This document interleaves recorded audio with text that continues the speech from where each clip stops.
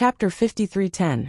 He also bore a grudge against the second young master of the Tianyan family.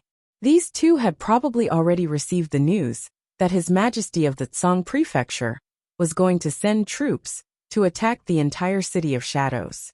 However, these two had nothing to do with it, and only came to inform him at noon that the Tsang Prefecture had sent troops to approach. He had no time to prepare and transfer his assets. Therefore, he could only pick up the important things in this underground vault and stuff them all in his inner world. He had asked people to take the few storage spiritual weapons and hurriedly went to the vault to pack some things. In the end, he was intercepted midway. Now that he thought of the materials in his underground vault and the dozen or so pieces of level 9 fire glass he had stored there, he felt very uncomfortable. He could only blame himself for having too few storage spiritual weapons on him. His inner world was only about 5 cubic meters, so he couldn't stuff many things. What a pity! What a pity! The things he had collected over the years were all gone one day and benefited others. He really couldn't accept it. Father. Mu Xiaoxue saw that he had been beating his chest and stamping his feet for a long time without saying a word. She couldn't help but call out, "Father." In the current situation, she had to leave whether she wanted to or not. Was she really going to stay here and wait for death? Fight with others head-on? She was still young and hadn't found a suitable husband to marry. Naturally, she didn't intend to die. Mu Xiaoxue thought so and couldn't help but urge again. "Father, let's go." "Go, go, go. Do you think I don't want to go?" Mu Jinghong shouted angrily. Suddenly, she vented all her anger. "Isn't it all because of the stupid things you did? Everyone in the City of Shadows has to suffer because of you." Mu Xiaoxue's eyes widened in an instant, and her face was full of disbelief. Father actually blamed her?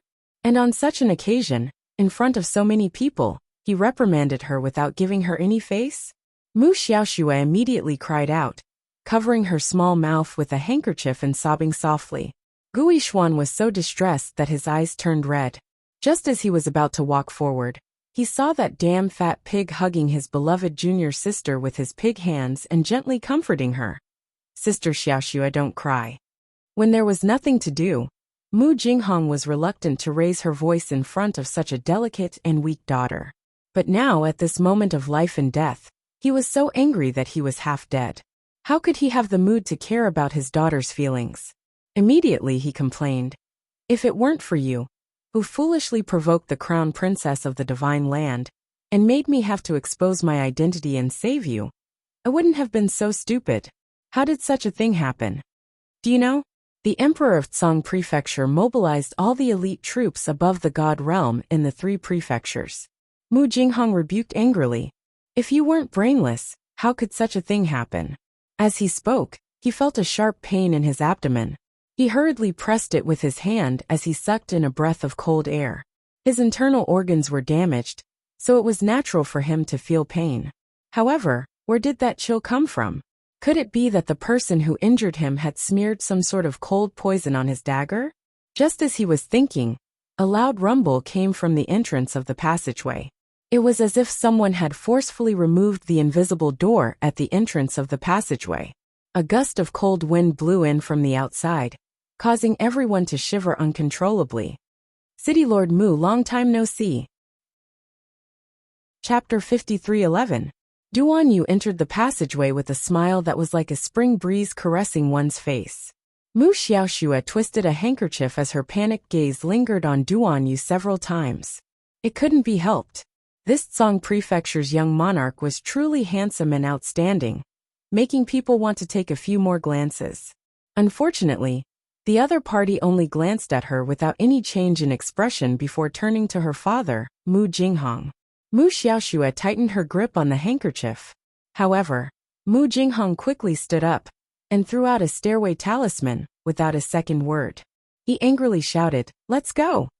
They watched as the group disappeared with a whoosh. Duan Yu couldn't resist blinking and turned to tell Rongqing, informed that swindler that they've gone back again. Vassal Prince Rong couldn't resist twitching his mouth as he muttered inwardly, "You keep calling the crown prince of the divine province a swindler, but you yourself are also a complete swindler." This stairway talisman was extremely interesting. Not only could it teleport a long distance, but it could also set a fixed return point. His Swindler Majesty had already calculated that once this old city lord used the stairway talisman, the fixed return point would most likely be the City of Shadows, or the imperial capital's Longyan. After all, he had brought Mu Xiaoxue from the imperial capital's Longyan to the City of Shadows headquarters in a flash last time. Now that he was on the brink of death, he definitely wouldn't hesitate to head to the fixed transfer point. Otherwise, how could he shake them off in the shortest time possible? At this moment, Mu Jinghong's group was ascending the stairway talisman and leaving through the air. Just as Duan Yu predicted, they directly set a fixed return point to the imperial capital's Longyan. Unfortunately, just as they arrived at Longyan City, they barely managed to catch their breath. They were startled by an angry shout of "Here!" The sound of hurried and orderly footsteps fell heavily on everyone's hearts. Mu Jinghong covered her bleeding abdomen with one hand and turned her head back with a horrified expression. His heart couldn't help but skip a beat. A troop of armored soldiers wielding sabers and swords appeared at the entrance of the alley. The leader was dressed in a black robe and had his hair tied up by a jade crown. He smiled at him. "We meet again, City Lord Mu. I trust you have been well since we last met." Mu Jinghong was extremely shocked. She covered the wound on her abdomen and unexpectedly took 2 steps back. Mu Xiaoxue was so scared that her face turned pale. She clutched the corner of her shirt tightly and looked at the man in front of her. The Crown Prince of the Divine Land led a team and stood at the entrance of the alley with a smile on his face. Handsome and spirited like pine and jade.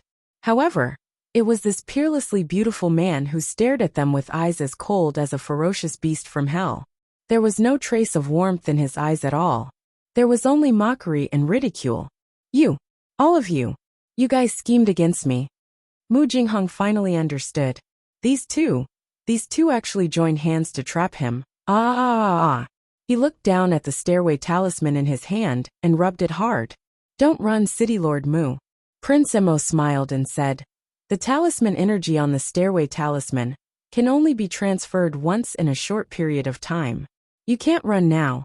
There's no need to try again, City Lord Mu." Ha ha ha. The red marks in Mu Jinghong's eyes were about to shatter. "I really didn't expect this."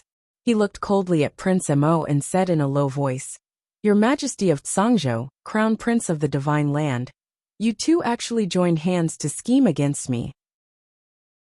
Chapter 53:12. I'm really flattered. Mu Jinghong covered the wound on his stomach and glared at Emo Lien with gritted teeth. "How did you happen to appear here?" Mu Jinghong was puzzled.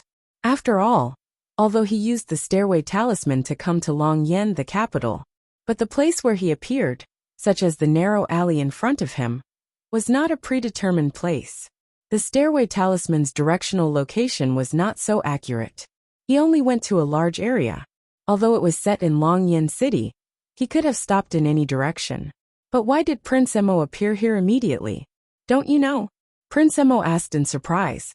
Longyan City's city defense array was activated a few months ago. This great city barrier formation can effectively defend against enemies from the outside. That's not the most important thing. What's important is that it has an extraordinary function. Emo Lien smiled faintly and stared at Mu Jinghong's wonderful old face. She said with a smile, "As long as I'm in this city, I can go anywhere with the array disc." Of course, he would not explain very clearly why he discovered Mu Jinghong and the others at the first moment, and why he came in such a timely manner. That was because the entire Longyan City was filled with demonic eyes that could see through everything. Once Mu Jinghong and the others appeared, Jojo would immediately receive the exact location information. Little Tree Qiuqiu did not mind those eyes that covered the sky and made people's hair stand on end. After all, these eyes were indeed useful. Impossible. Then how did you discover us at the first moment? Mu Jinghong was conflicted about this question, but it was impossible for Emo Lien to answer him. Mu Xiaoxue saw the tall and handsome man glance indifferently at the people behind him. Immediately, a tide of soldiers surged out from behind him. Without saying a word, they waved their blades and stabbed at them fiercely. Miss Mu was so frightened that her face turned pale, and she screamed repeatedly. Mu Jinghong covered his wound with one hand and held his saber with the other to fight. But when he used his strength, he realized that something was wrong. Not only did he feel dizzy, but there was also a bitter chill coming from his wound. It was so cold that he couldn't help but shiver. Even the saber in his hand was almost unsteady. Damn it! What kind of cold poison did that Songzhou guard impersonate from the City of Shadows smear on his dagger, that even he couldn't withstand it? Despicable! Mu Jinghong shouted angrily. He ordered his men to come forward and attack. The Hades court guards quickly surrounded them. Their movements were swift and vigorous. Every one of them looked calm, as though they were chopping vegetables and melons. In just a few moves, they killed more than half of the City of Shadows disciples who looked emaciated. Mu Jinghong and the others secretly complained in their hearts. The two from Songzhou and the Divine Land were too vicious. This was especially true for the remaining disciples, who complained incessantly. Back in the City of Shadows, Long Yan, who had been beaten into a pulp by the Tsang Prefecture's emperor, had to flee all the way to the imperial capital with the help of the Stairway Talisman. However, as soon as they set foot on Long Yan's land, they were surrounded and killed by the crown prince of the Divine Province. Their lives were too bitter. It was not a normal kind of bitterness. Mu Xiaoxue shivered as she hid behind Kong Yaofa. She let Kong Yaofa hug her as they dodged countless sharp blades. But Kong Yaofa had to protect her, so he could only use one hand. In front of the well-trained Hades court guards, he could not last more than 100 moves.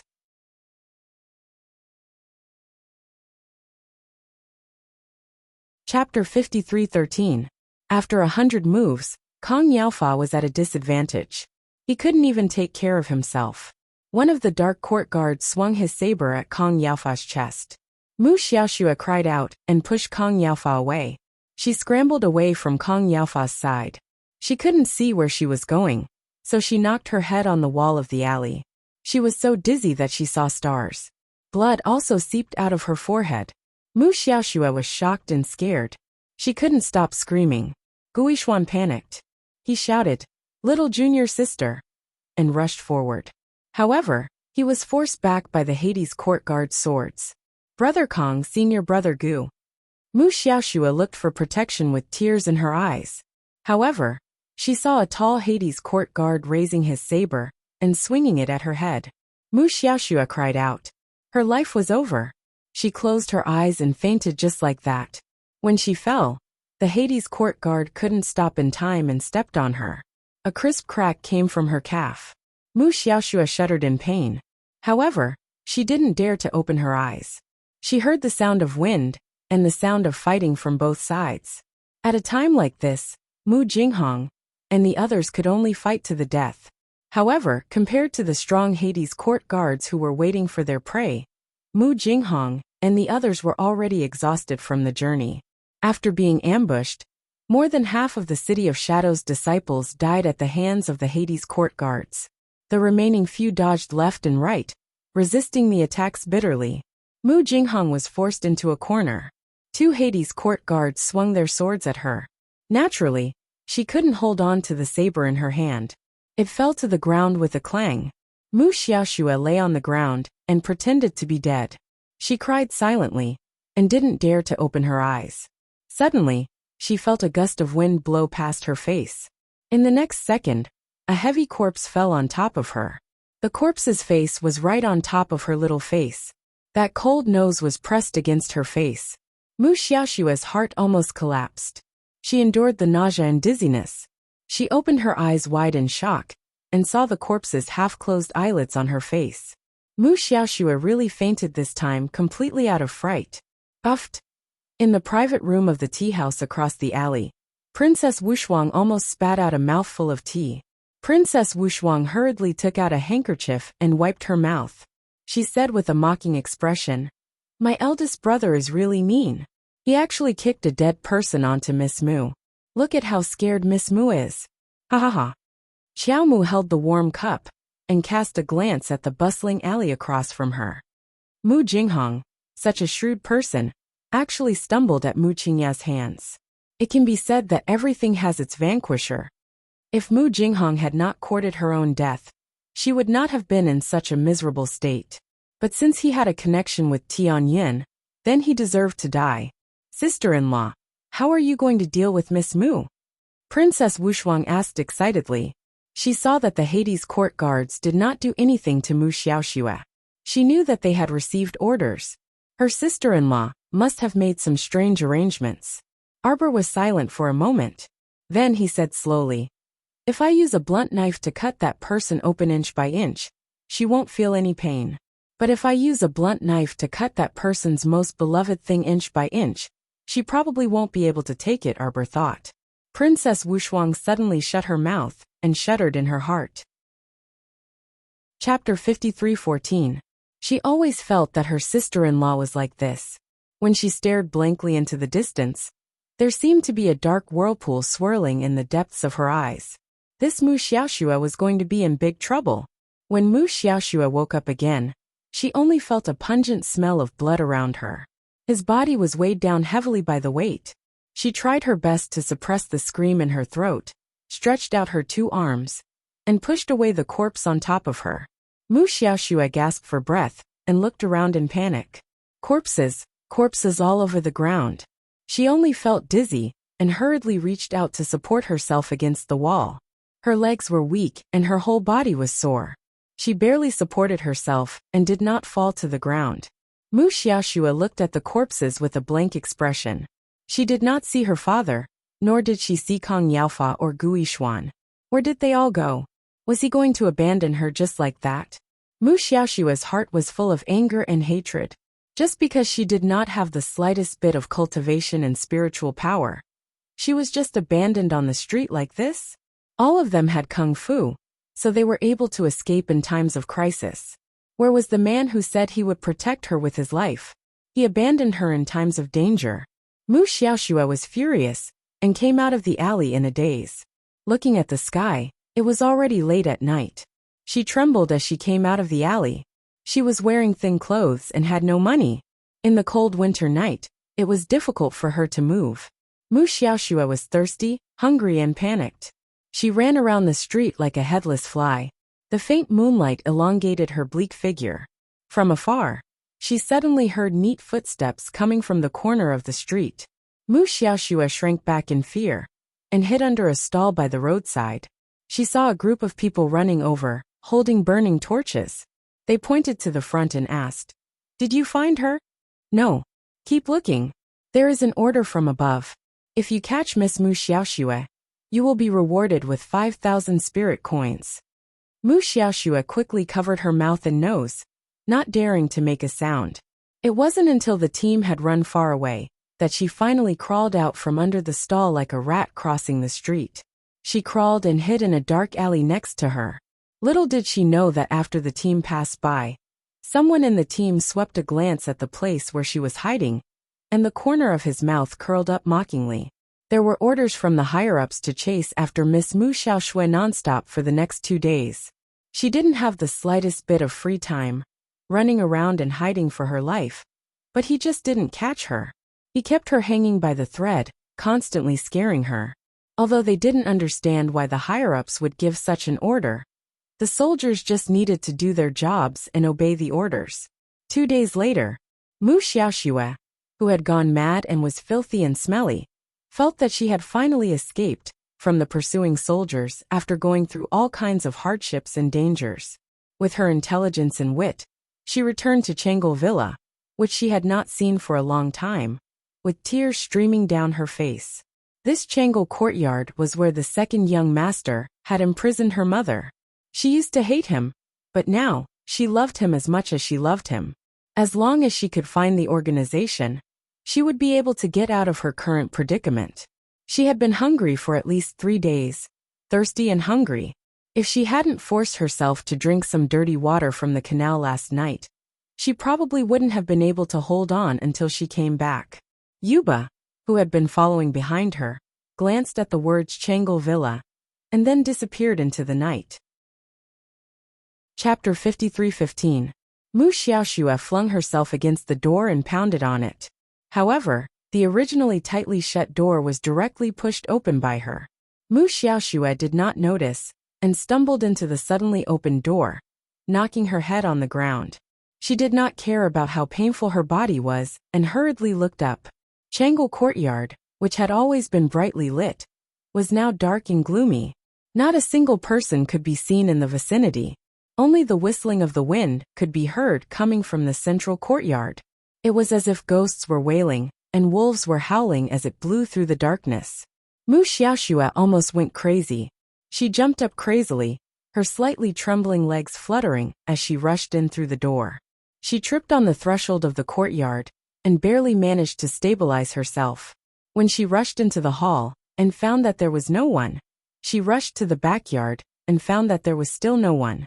Mu Xiaoxue was completely stunned. She could only madly rush to the kitchen in the backyard, wanting to see what food was inside. However, when she stepped into the kitchen, she only saw 2 or 3 fat rats squeaking as they hopped past. She was so scared that her little face turned pale and she screamed. There was no one. Did everyone in Changle Courtyard leave? Second young master and the rest were not there. Not to mention hot soup. There was not even any leftovers in the kitchen. There was not a single grain of rice in the rice jar. Half of the cold steamed bread on the stove was gone. And when she opened the pot, it was empty. There was nothing. This made Mu Xiaoxue, who had been hungry for 3 days and was dizzy, completely lose her mind. The current her did not have the slightest bit of elegance and beauty. She was like a hysterical shrew, standing in the courtyard and screaming, "Mother, mother! Second young master, where did you all go?" There was no one, there was no one. It was as if she was the only one left in the whole world. Helplessness, panic, and fear filled Mu Xiaoxue's heart, causing her to scream uncontrollably. "Idiot, do you want to lure everyone here?" Suddenly, a cold voice came from behind her. Mu Xiaoxue turned her head in surprise and joy, and with a plop, she knelt down in front of the person. "Hall Master Gong, save me, Hall Master Gong." The ghost-face Hall Master stared at her with a faint light in his eyes. "Hall Master Gong, please take me to see my mother, or second young master, or eldest young master would be fine too." Mu Xiaoxue was anxious to find someone to protect her, and she sobbed. "I want to become stronger. I want to accept organizational restructuring." She was no longer willing to live like a rat on the street. He was chased by people all day long and wandered the streets penniless. Looking at the half-meat bun in the beggar's hand, he swallowed his saliva greedily, but did not dare to reach out to snatch it, because she couldn't beat him at all. If she tried to snatch it, she would only be beaten up. Ghostface Hall Master's eyes flickered as she recalled what second young master had said. The little fellow wanted to deal with her. This vicious and merciless little thing wanted to drive him to a dead end. Songfeng, cooperate with her. The Ghostface Hall Master Gong Songfeng looked coldly at the weak woman prostrating at his feet, without the slightest ripple in his eyes. He reached into his pocket and took out a small black porcelain bottle, tossing it in front of her as if he was giving alms. He said indifferently, "If you want to become stronger, swallow it. No one can help you. Only you can help yourself." Gong Songfeng said coldly. Mu Xiaoxue prostrated herself on the ground and raised her hands with a humble expression, trembling as she took the porcelain bottle. Chapter 53:16. Arbor gazed out the window gloomily. She propped up her chin with her 2 small hands, and her pair of dark eyes stared at the bright starry sky in a trance. When Emolien finished bathing and came out, he caught sight of her impatient appearance. She walked up and looked out the window. "Jojo, what are you looking at? Yuba came by just now." The little stoic propped up her chin and looked back at him. She said gloomily, "Mu Xiaoxue was forced to return to the resort. I reckon she will forcefully request to accept Tianyin's transformation." After these few days of wandering and suffering accumulated to a certain degree, something inconceivable would definitely happen. "Mu Qingya, I want you to be in so much pain that you wish you were dead." The crown prince smiled faintly and circled her waist, pulling her into his embrace. He suddenly exclaimed, "Jojo, you've put on weight again." The little stoic glared at him, and her thoughts were immediately pulled back by him. The crown prince chuckled and lowered his head to kiss her small face. "It's good that you're fat, my darling. You're even prettier when you're fat." Arbor sighed. I know you want to make me happy. But this topic was changed too abruptly. The little stoic extended a fist and knocked him. Then are you happy or not? Emolian gazed at her with bright eyes and pulled her over to bite her lightly. Jojo, you've been smiling at me more recently. The little stoic looked at him expressionlessly. You're dreaming, right? Emolian pursed his lips and pulled her over to kiss her again and again. Heartless, heartless. Feel it. You've cut a hole in my chest, and it's pouring in air. My heart hurts like hell. Arbor's original gloominess was inexplicably swept away by his disturbance. She grumpily pulled out her hand and messed up his hair, messing it up like a bird's nest. Only then did she burst out in laughter. Emolian's eyes lit up. She hugged her and said gently, Jojo, Jojo, hit me, hit me. Why would I hit you for no reason? Arbor glared at him, not knowing whether to laugh or cry. As long as you're happy. Arbor stared at him, stroked his face, put his little head against his forehead, and said softly, I forced her to the point where she couldn't escape. I forced her to go crazy, let her go back, and find a mutation pill to consume. Am I very bad? Yes, very bad. Prince Emo nodded without hesitation. Arbor glared at him again. Prince Emo smiled and pulled her closer. He pecked her lips and said in a low voice, I'm worse than you. I crippled Mu Jinghong and Gu Yishuan, and threw them into the dungeon. Tomorrow, I will personally lead people to raid the entire Gu family. Don't you think I'm bad? Mischievous, just right for my Zhou. We're a match made in heaven, unparalleled in the world. Crown Prince Emo tilted his head and lightly scratched her small face. You're bad and I'm worse.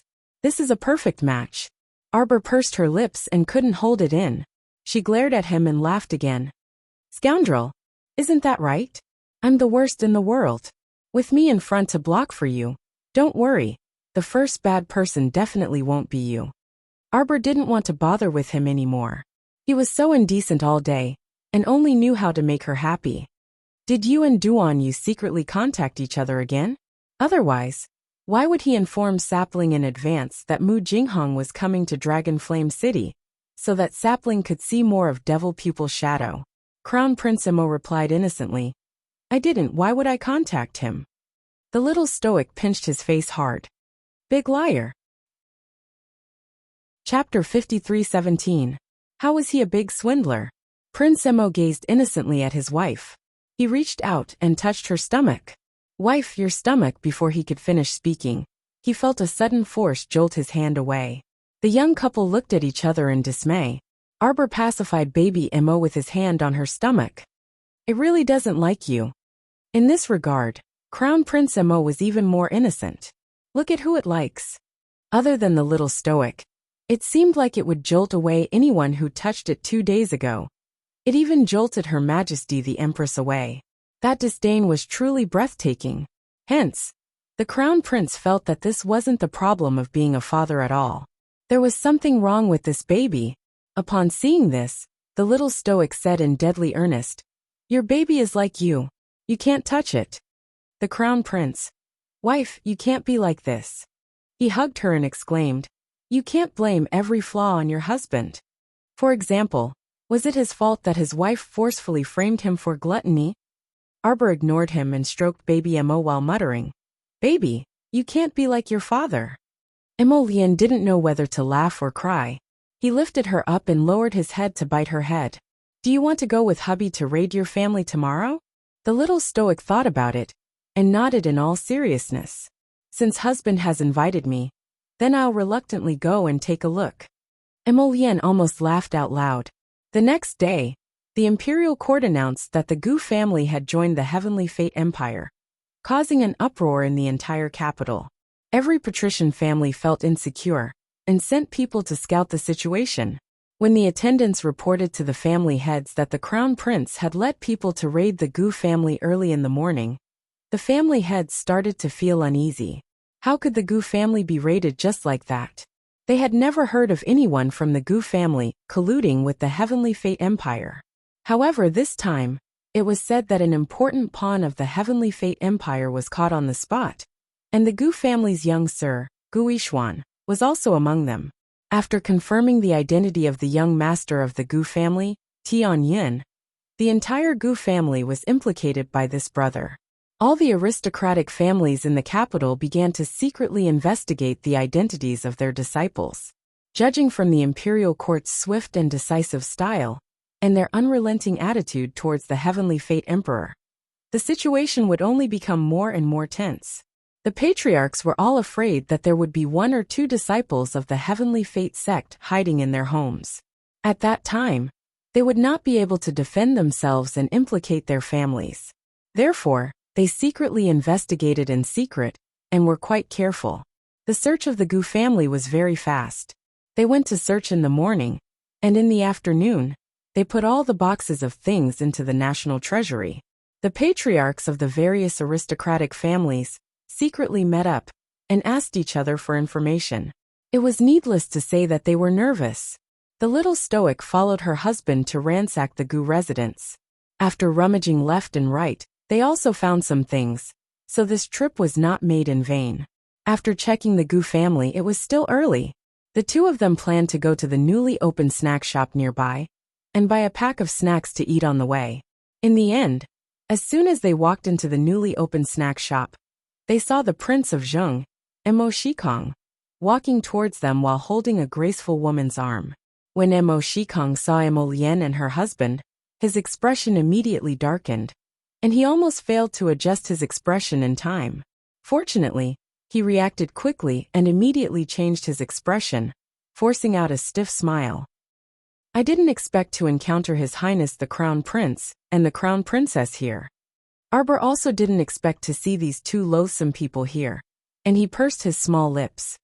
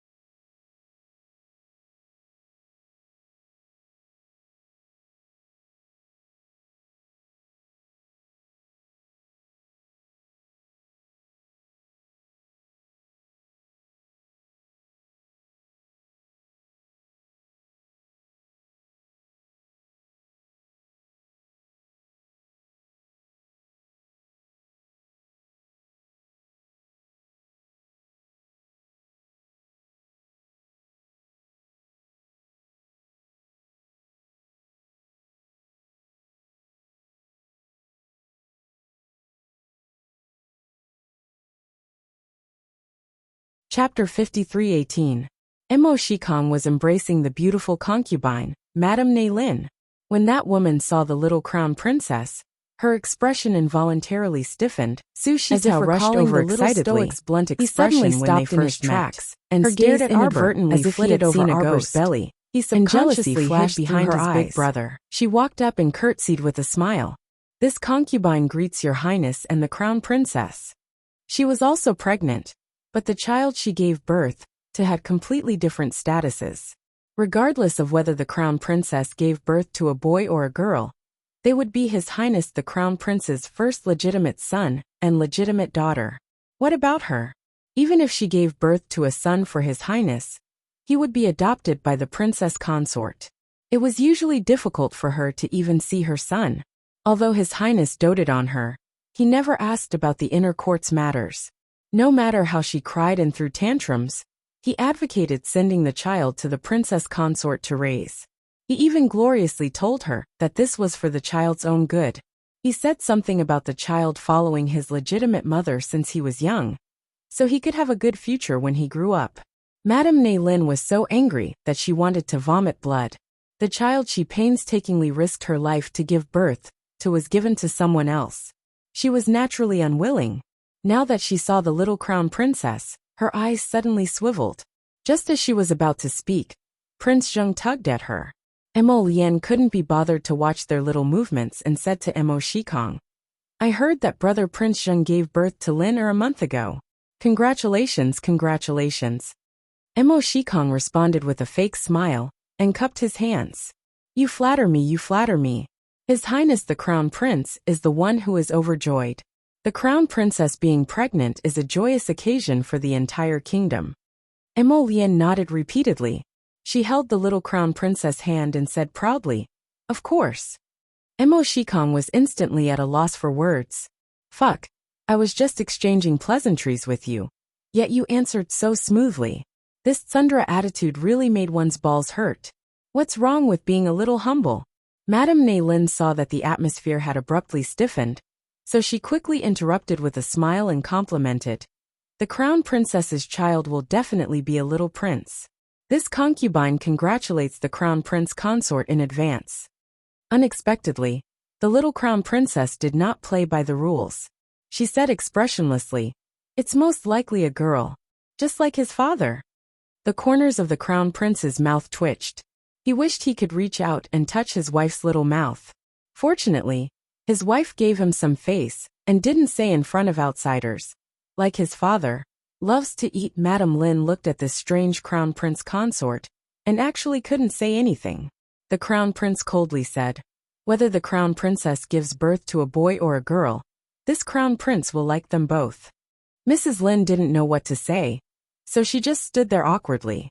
Mo Shikong smiled to ease the atmosphere. "It's better to meet by chance than by invitation. Why don't Big Brother treat us to a cup of tea on the second floor?" Before the Crown Prince could answer, the little Crown Princess shook her head with a serious expression. "King Zheng, you're a step too late. We've already invited Wuxia for tea." Mo Shikong. Prince Mo was secretly amused. He nodded and said, "That's true. Brother King Zheng, Wuxia invited us husband and wife yesterday." The flesh on Mo Shikong's face trembled slightly. He suddenly smiled and said, "Oh, I also heard that Wu Shuang and the third young master of the Fu clan are getting married next month. Then I should find time to go to the king of Zhenyuan's residence and congratulate them. Big brother."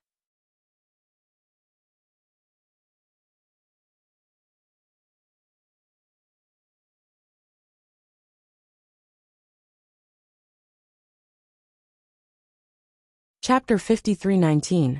Why are you here? Su Shitao revealed a terrified expression when she saw Arbor. An ear-piercing shriek almost pierced everyone's eardrums. When King Zheng saw Su Shitao's panicked and fearful expression, as his elder brother, he felt very uncomfortable in his heart. Su Shitao shuddered, as if she had thought of something terrifying. Her eyes widened as she stared blankly at Arbor. This crown princess would beat people up without any explanation. Moreover, she didn't do it herself, and randomly found a mechanical puppet to fix them. Words couldn't describe her viciousness. Seeing her, Su Shitao recalled that she had recuperated in bed for more than a month before she could get out of bed and walk. She wasn't the most unlucky one. The unlucky one was that second miss of Count Huainan's estate, Feng Mingyue. The emperor ordered her to be sent to the nunnery, and she still couldn't return. That wasn't it. She seemed to have heard that second miss had returned, and even caused a ruckus at the Qiao estate. As a result, she was sent to the nunnery a second time by this vicious and merciless crown princess. She didn't know if she could return in the short term. When she thought of this, Su Shitao couldn't help but feel apprehensive. Right now, she was very clear that she absolutely could not offend this crown prince consort. This person's temper was so terrible that she might be sent to the nunnery as well if things went wrong. If she was locked up in the nunnery for the rest of her life, then her life would truly be over. Then, she thought about how she had to swallow her anger and behave meekly every time she saw this stoic face in the future. The nameless rage in her heart couldn't help but erupt. Why did she have to endure this woman's anger everywhere? Her elder brother was Prince Zheng after all. How could her status be compared to those ordinary noble daughters of officials and aristocratic families? Why did she have to endure this kind of anger? Despite her unwillingness, Su Shitao's actions were incomparably cowardly. When she saw the young crown princess glare at her, she only dared to hide behind Prince Zheng, and didn't dare to poke her head out. Prince Zheng was also furious. Seeing his sister so scared, he felt guilty and distressed. He felt guilty that as her elder brother, he couldn't be her pillar of support. He felt sorry for his younger sister. When she saw the expressionless crown princess, she was like a mouse that saw a cat, trembling in fear. Mo Shikong, the prince of Zheng, felt very uncomfortable in his heart, but he scolded coldly. Tao how can you be so unruly? Hurry up and greet His Highness the Crown Prince and the Crown Princess. At this time, there were more and more people coming and going in the snack shop, but the 5 of them were blocking the entrance to talk. A few commoners who passed by heard King Zheng say the words Crown Prince. They were so scared that their legs turned to jelly, and they fell to their knees.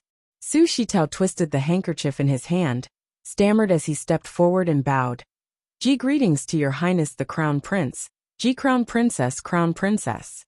Arbor looked at her expressionlessly, and didn't say anything. The Crown Prince said faintly, Brother King Zheng, we have an appointment with Wuxia. Please excuse us. Mo Shikong was so angry that his face trembled slightly. He pretended to be calm as he cupped his hands and bowed. Then, he watched as the two went in hand to buy several packets of snacks, and left without looking back. Su Shitao had been hiding behind Mo Shikong.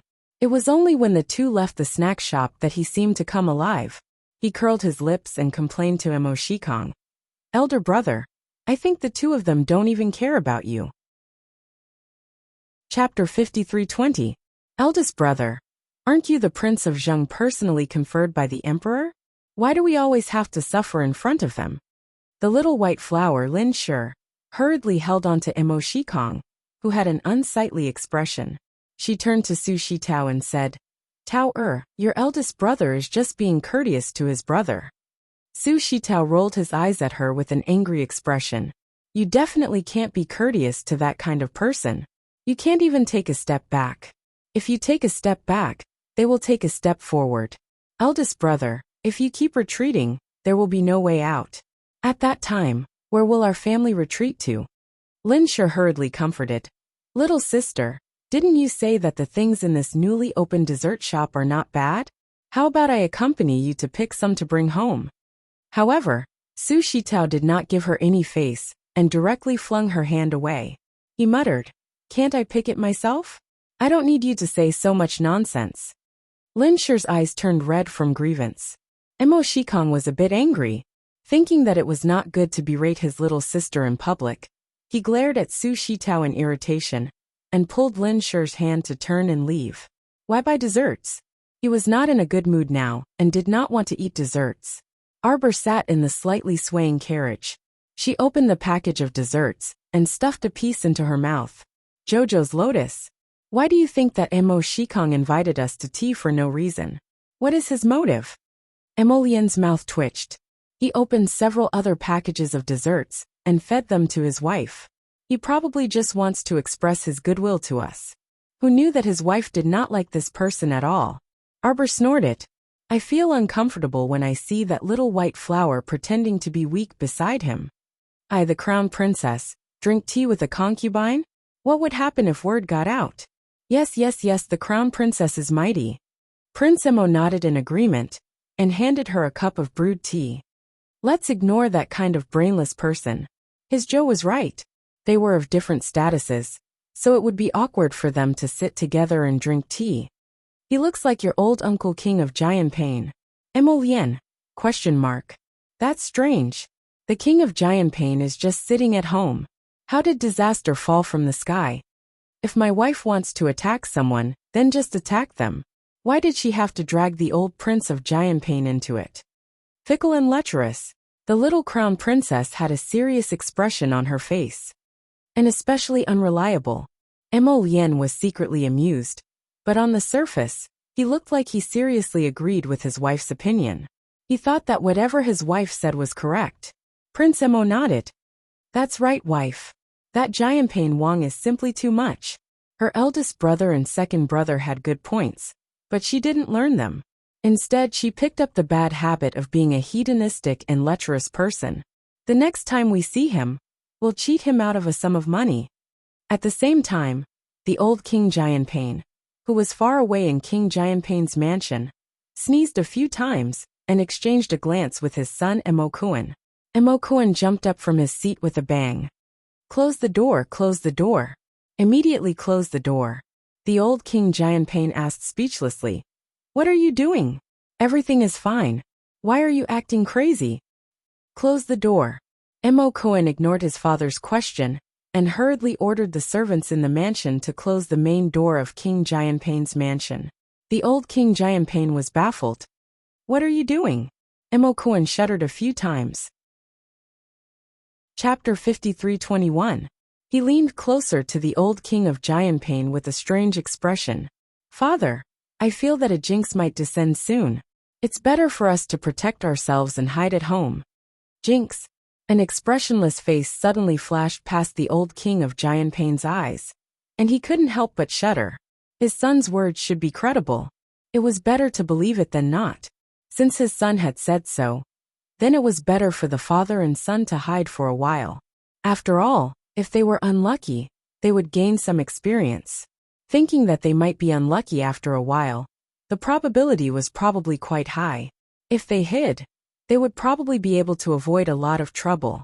The old king of Jianping and his son closed their doors and declined guests from now on. When the emperor received the news the next day, he was puzzled and scolded jokingly. What are the father and son up to again? Why are they closing their doors and declining guests? These were all words for another day. At this moment, the little crown princess and the crown prince were scolding the old king of Jianping, all the way to a tea house called Yongsheng on Changle Street. Third young Master Fu and Princess Wuxia had been waiting in the private room for a long time. Seeing the crown prince and his wife coming down from the carriage, Princess Wuxia leaned against the window and waved happily at them. Here, come quickly. The two of them went up to the tea house, and Third Fu personally opened the door to welcome them. Wuxia skipped forward and held Arbor's hand. She said with a smile, Aya, you two are so slow. We've been waiting for you for so long. The little crown princess said expressionlessly, We met an annoying person on the way and delayed some time. Prince Emo followed behind his wife and glanced at Wuxia, who was holding his wife's arm pitifully. He placed a few bags of snacks on the table. Third young Master Fu was secretly amused. He coughed lightly, closed the door and walked forward. Shuang, quickly returned the crown princess to the crown prince. Wuxia turned to glance at Emolien, pursed her lips, and continued to hook onto Arbor. Brother, don't be so petty. I'll just hold on to my sister-in-law for half a day at most. You can stay by my sister-in-law's side day and night. Prince Emo saw that she was not tactful and glared at her in annoyance. How is it? Have you bought everything you need? The little stoic asked curiously. I heard that you beat up Third Fu on the day you received the wedding date. Why? It's all because of him. Princess Wuxia was furious when she talked about it. He bribed the imperial astronomer to calculate the date to next month. Shuang shuang. I already said that I didn't bribe anyone. This is the date chosen by His Majesty and Empress. Third young Master Fu said with an aggrieved expression. What's more, there are only 2 auspicious dates after the new year. If we don't get married next month, we will have to wait until July or August. Princess Wushuang was expressionless. July or August is not too late. Late, of course it's late. Third young Master Fu quickly sat down beside his wife and took her little hand. It's urgent. Who's in a hurry? Princess Wushuang was embarrassed, but her small face still maintained its composure. I'm not in a hurry. I'm not in a hurry at all. Right, your husband is in a hurry. Your husband is especially in a hurry. And your father is actually also in a hurry, extremely anxious.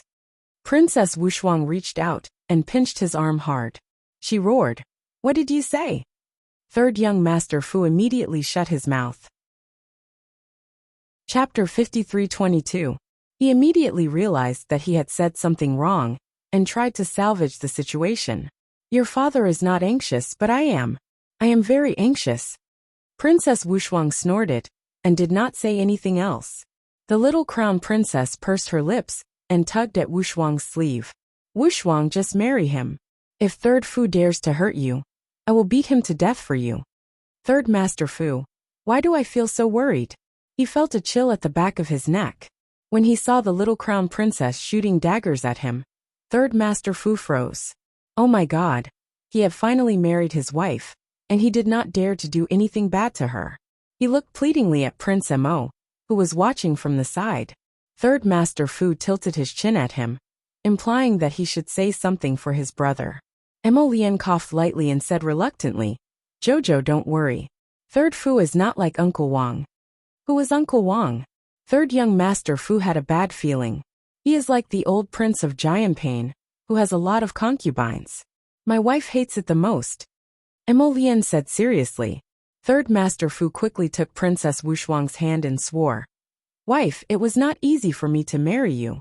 Don't worry, there won't be anyone else. Never. The little crown princess pursed her lips and rubbed salt into Third Master Fu's wound. I am afraid that Miss Bao has not been settled yet. What Miss Bao? Third Master Fu's heart sank when he saw his wife's expression change. He quickly said, There is no Miss Bao. Wife, don't worry. We don't have to care about that kind of person. Princess Wushuang also got angry when she thought about it. Can we not care about her? That Miss Bao has always wanted to marry into your general's residence. Madame Bao's family must have been like this. She taught the girls how to climb up the social ladder. Princess Wushuang had sent someone to investigate Bao Cuiping's family in secret. This family was strange. Every woman from the Bao family was either a second wife or a concubine. None of them was a legitimate wife. The old master of the Bao family made his fortune by selling his daughter for glory. Since then, the Bao family had been following the old master's footsteps. They continued to sell their daughters for glory and benefits. This had probably become a tradition of the Bao family. Bao Cuiping was even more outstanding.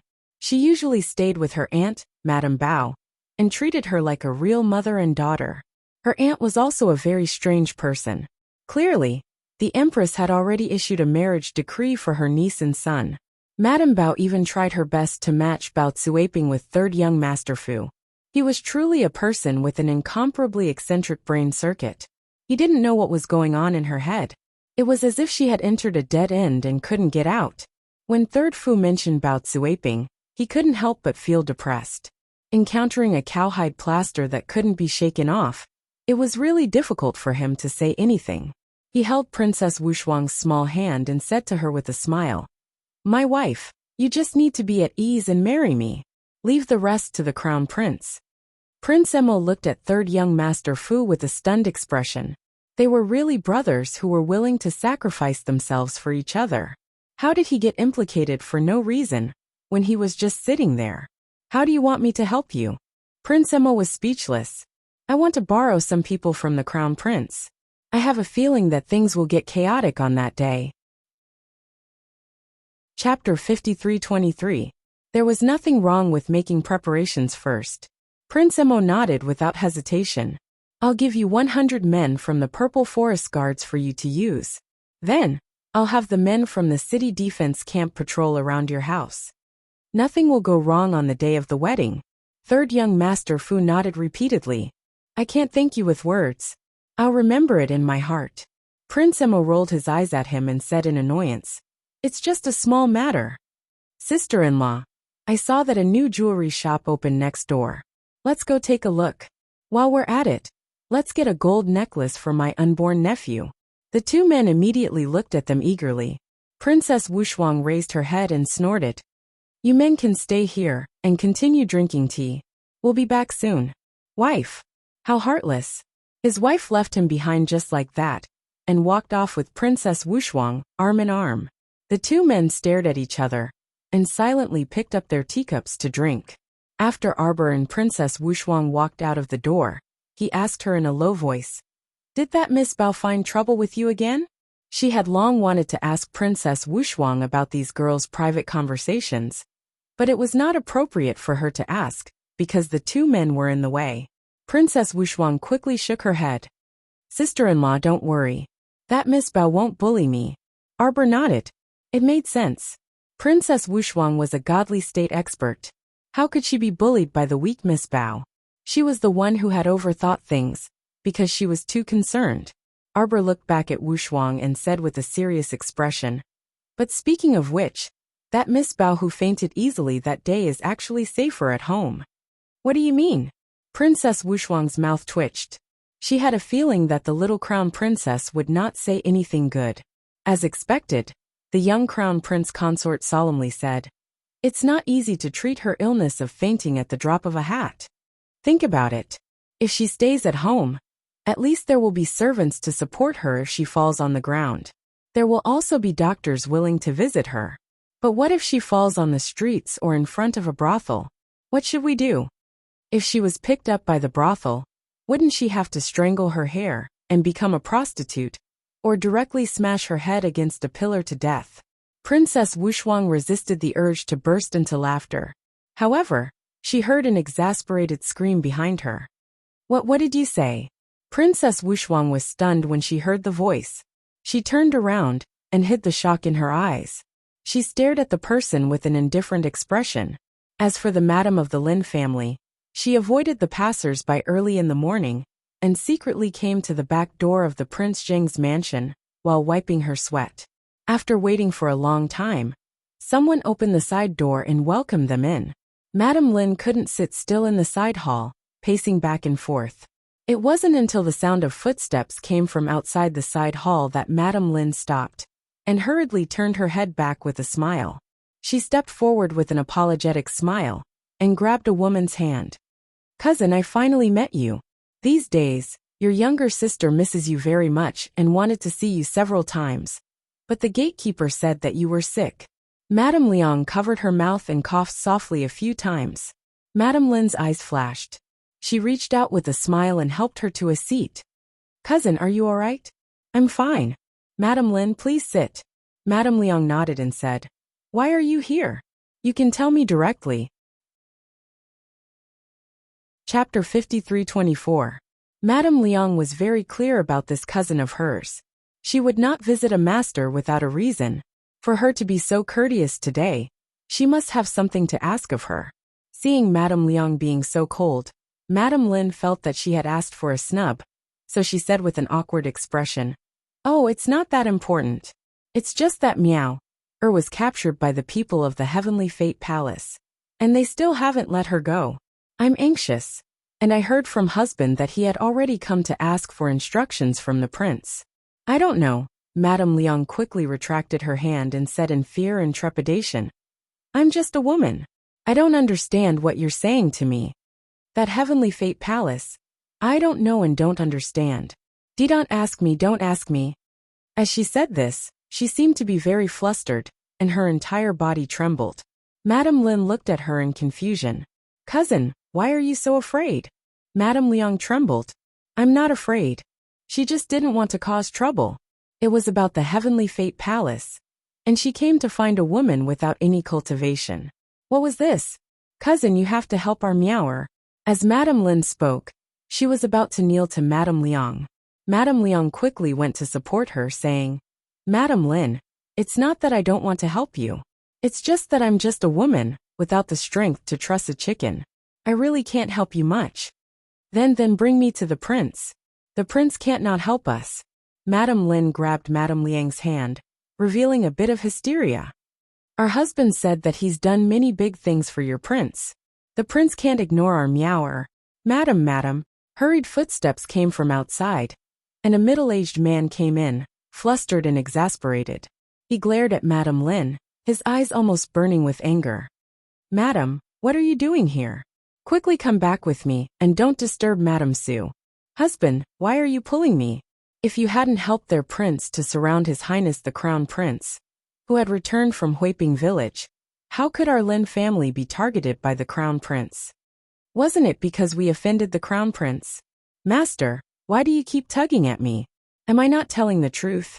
If it weren't for you helping His Highness set up the Lin family restaurant to defeat the Crown Princess Kaidai Pavilion, our Lin family wouldn't have offended the Crown Princess even more. Alright, shut up. The Lin family patriarch scolded angrily. A cold voice came from outside the door. Oh, it seems that Madame Lin is quite dissatisfied with this prince. Mrs. Lin held Mo Shikong's hand and walked in. When she saw her official mother, her eyes flashed slightly. Lin Foren's anger rose from her heart. She couldn't help but rebuke. I don't dare to be dissatisfied. It's just that this madam has some complaints about Wang Ye's actions. Shut up. Patriarch Lin wished he could slap this stupid woman to death. How could he be so stupid? This stupid woman. Who did she think she was facing? That was King Zheng.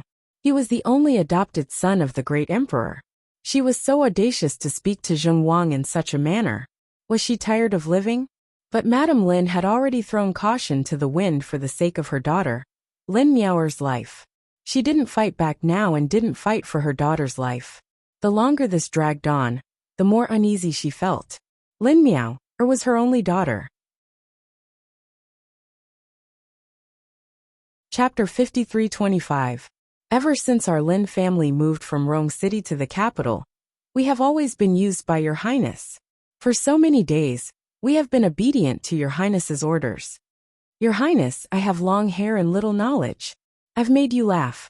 Although I don't know much, I do know one thing. Our master said that as long as Your Highness says something, someone will definitely do something for you and release our meower. Our master is already begging you like this. Please, on account of my heart as a mother, can't you be a little more flexible at this point? Madame Lin suddenly saw a cold light flash through Mo Shikong's eyes. It was like a dark starry sky, without any light at all. Madame Lin's heart trembled slightly. Then she heard Mo Shikong say coldly, I'll take it that you're a woman talking nonsense and don't know anything. Lin family head, you need to take your wife back and teach her a lesson. Yes, this lowly one will definitely obey.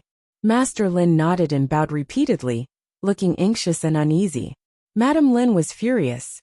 She suddenly shook off Master Lin's hand and said angrily, Your Highness, let's not beat around the bush in front of honest people.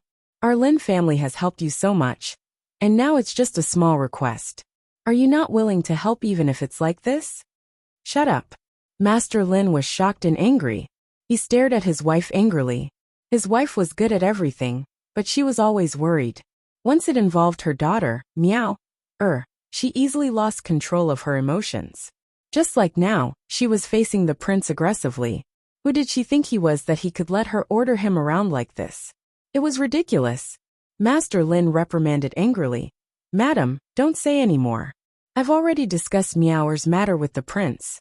You're a woman, so don't interfere in this matter. I don't interfere? If I don't interfere, who can interfere? If I don't interfere, will you interfere? As a father, if you really care about your daughter's life, you wouldn't have dragged it out for 3 to 4 months, and still haven't rescued her. Master Lin's expression was very ugly for a moment. His wife didn't give him any face in front of so many people. As the head of the Lin family, and the head of the Lin family, he was in an awkward position. Mo Shikong stared coldly at the middle-aged woman. She was slightly plump, and her voice was especially loud. This Madame Lin raised her voice, with an attitude that no one would be able to persuade her back. This made Mo Shikong's eyes turn cold. Standing by the door, Mrs. Lin, who had been holding Mo Shikong's arm, hurriedly stepped forward. Acting like a peacemaker, she said softly, "Mother, if you have anything to say, please say it nicely. Don't be angry with the prince. Sister Miao is missing. We are all very worried." Madame Lin did not care about this concubine's daughter at all. She opened her mouth and scolded, "Get lost, you shameless thing. The entire Lin family's face has been thrown away by you. What right do you have to speak here?" Mrs. Lin's soft hand froze in midair. She quickly turned around and covered her face as she wept softly. Mo Shikong's expression turned even uglier. He raised his hand to pull the aggrieved Lin Wan and turned to glare at Madame Lin. He said coldly, "Madame Lin is really arrogant. Master Lin is really well educated." Mo Shikong scolded angrily. Chapter 53:26. Madame Lin barged into my mansion, and not only loudly berated this prince's concubine, but also spoke disrespectfully to this prince. Today really opened this prince's eyes. Family head Lin's head was drenched in cold sweat. He quickly bowed and repeatedly said, "Your Highness, please forgive me, Your Highness. Madam has been thinking about her daughter for the past few days, and is somewhat delirious. This one will take her back and discipline her strictly."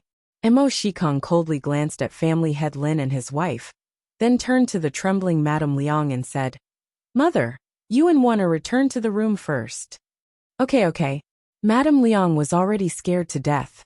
She was originally very timid, and just now, she was frightened by Madame Lin's shouts. Now, her legs were trembling, and she couldn't take it anymore. Seeing that her son wanted her to return to the room, she quickly nodded and supported Madame Lin to leave together.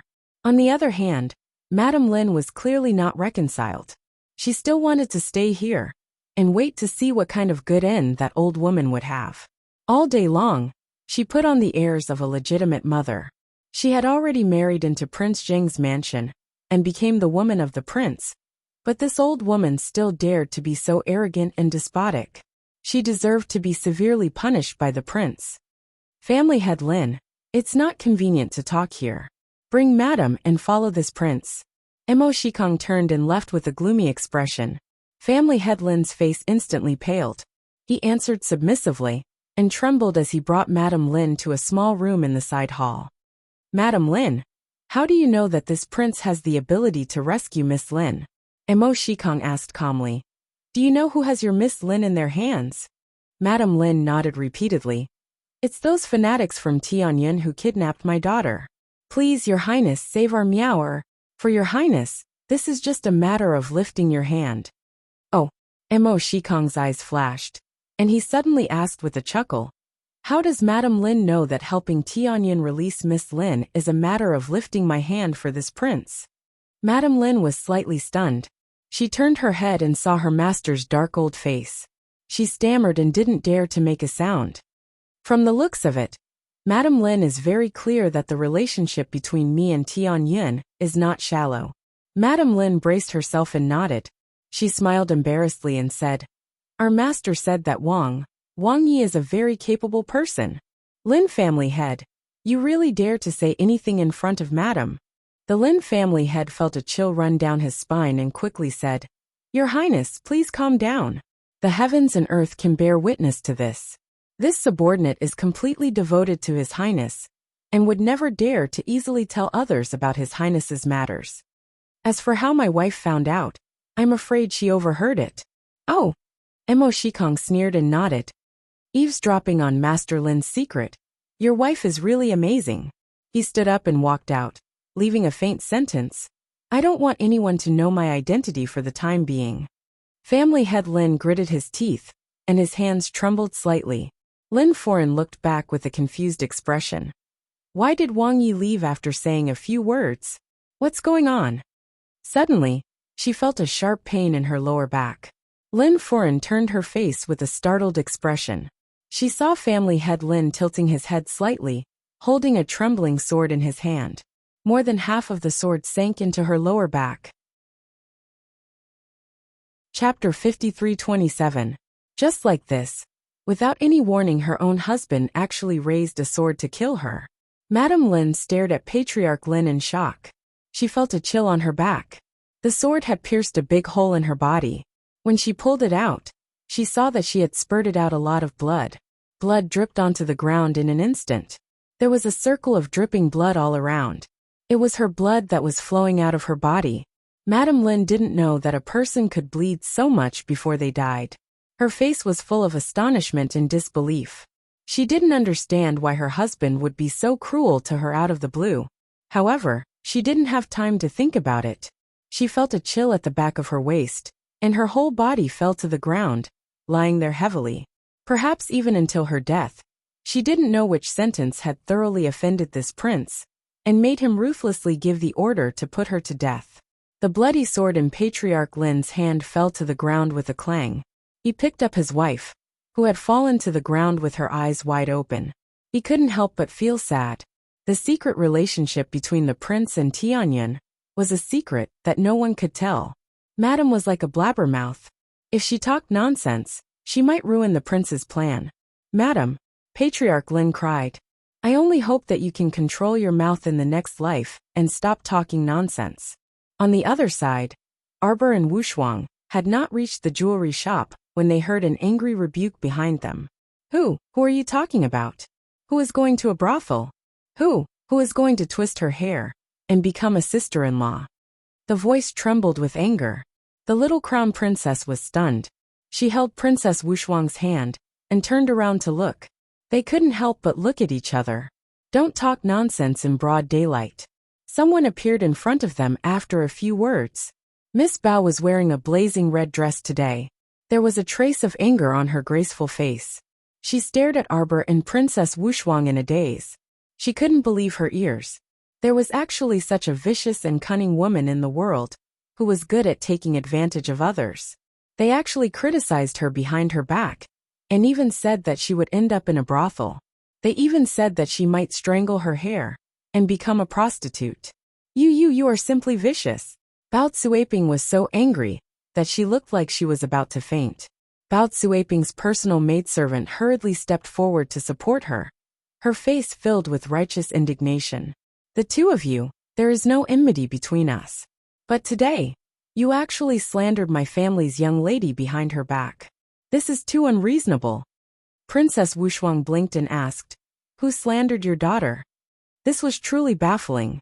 She and Jojo were just strolling around and chatting. How did Miss Bao, who had such a strange mind, turn it into a vicious slander? What did they talk about? You guys just now. Miss Bao clutched her chest with one hand. She looked like she was struggling in pain and could not breathe. Just now you know very well what you were talking about. Miss Feng's body was swaying.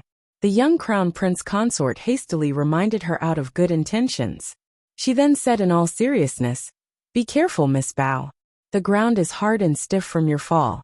It's hard to say if all your bones will break, but your head will definitely bruise. Chapter 53:28. When Bao Cuiping heard this, she hurriedly put on an appearance of being out of breath. She extended a trembling finger and pointed at the young crown prince consort. Trembling. Crown princess, your words are too infuriating. Beside Bao Cuiping, a loyal servant girl shouted in exasperation. Even if you beat me to death today, I will do my best to persuade you. You have no enmity with my family's young Mississippi. You can't be biased against my miss just because you are partial to Princess Wuxia.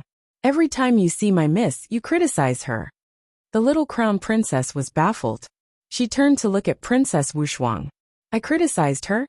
Princess Wuxia shook her head with a serious expression. Sister-in-law, you are just speaking the truth. That's right. Sir Jojo nodded in agreement. Then, he frowned and looked at Bao Cuiping. Miss Bao, I see that your face is pale, your ears are blue, and there is a black pimple on the tip of your nose. This is a sign of excessive worry.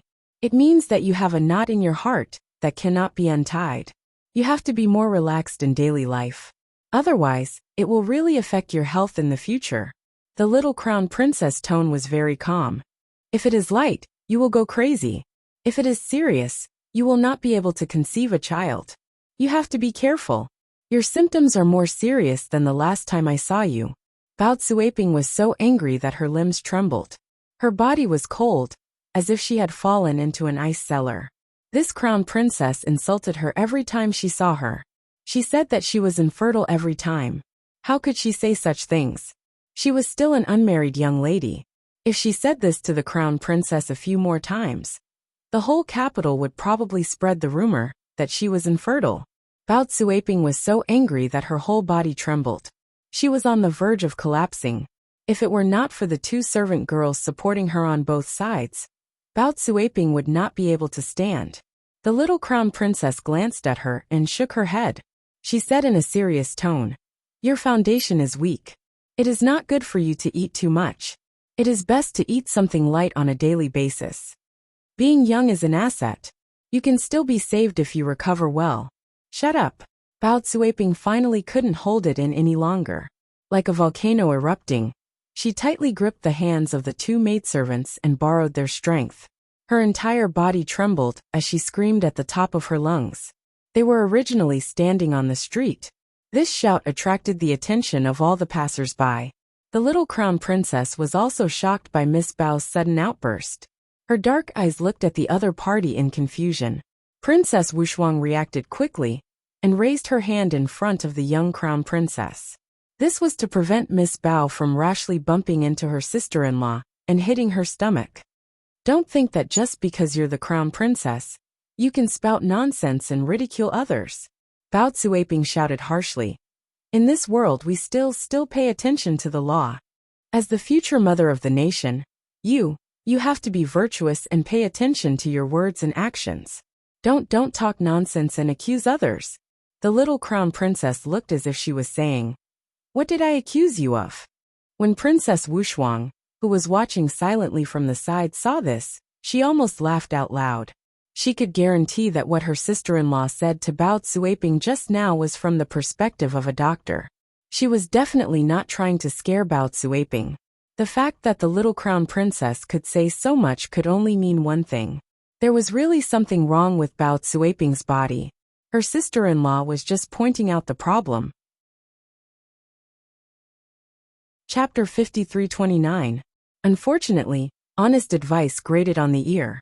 This Miss Bao was in a state of complete disregard. Not only did Miss Bao not listen, but she also felt very good about herself. Arbor was truly baffled. He glared at Bao Zuiping, and a thin layer of anger covered his face. His voice also involuntarily rose a few notches. Preposterous. The little stoic forcefully flung her sleeves and huffed. Simply unreasonable. Wuxia, let's go. Okay. Princess Wuxia secretly suppressed her laughter and nodded. She hooked her sister-in-law's arm and strode quickly toward the jewelry store. Her sister-in-law's angry bun-like face was especially amusing. She really wanted to poke her small stoic face with a finger. Unfortunately, Princess Wuxia still withdrew her hand cowardly. She didn't need to turn her head to sense that her eldest brother, the crown prince, was currently watching them from the nearby tea house.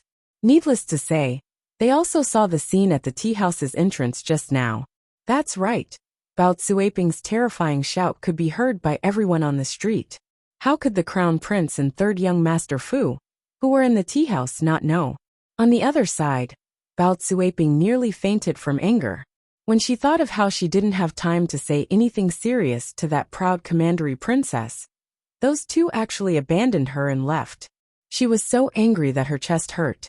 She hastily instructed her two personal maidservants to support her tottering body as she followed them. This crown princess was simply arrogant and despotic. She was the unreasonable person. Bao Zuiping arrived at the jewelry store's entrance in a gloomy mood and looked up at the brand new entrance. This jewelry store had just opened recently, so there were quite a lot of people going in and out. Everyone came for the novelty and felt that some of the jewelry designs were very good. When Arbor and Princess Wuxia were looking around inside, they saw Bao Zuiping enter with a dark face supported by two maidservants, fully displaying the delicate and frail appearance of a wealthy young miss. The two silently looked at each other and saw the word impatience in each other's eyes. This Miss Bao really wasn't done, was she? As soon as Miss Bao entered the jewelry store, she saw a large tray placed next to Princess Wuxuang's hand. There were many dazzling golden ornaments inside. The princess was talking to the old shopkeeper, who was nodding and smiling, about making a new set of gold bracelets and necklaces. The shopkeeper listened and took notes at the same time, nodding his head enthusiastically. From time to time, he would take out some new designs for the princess to choose from. Arbor stood to the side and flipped through a jewelry booklet, pausing from time to time. Seeing that Bao Cuiping was walking towards them, Arbor glanced around, and Li Yi immediately appeared beside Bao Cuiping like a ghost. She stretched out her hand and blocked Bao Cuiping's path. "Get out of the way." Bao Cuiping couldn't help but look angry.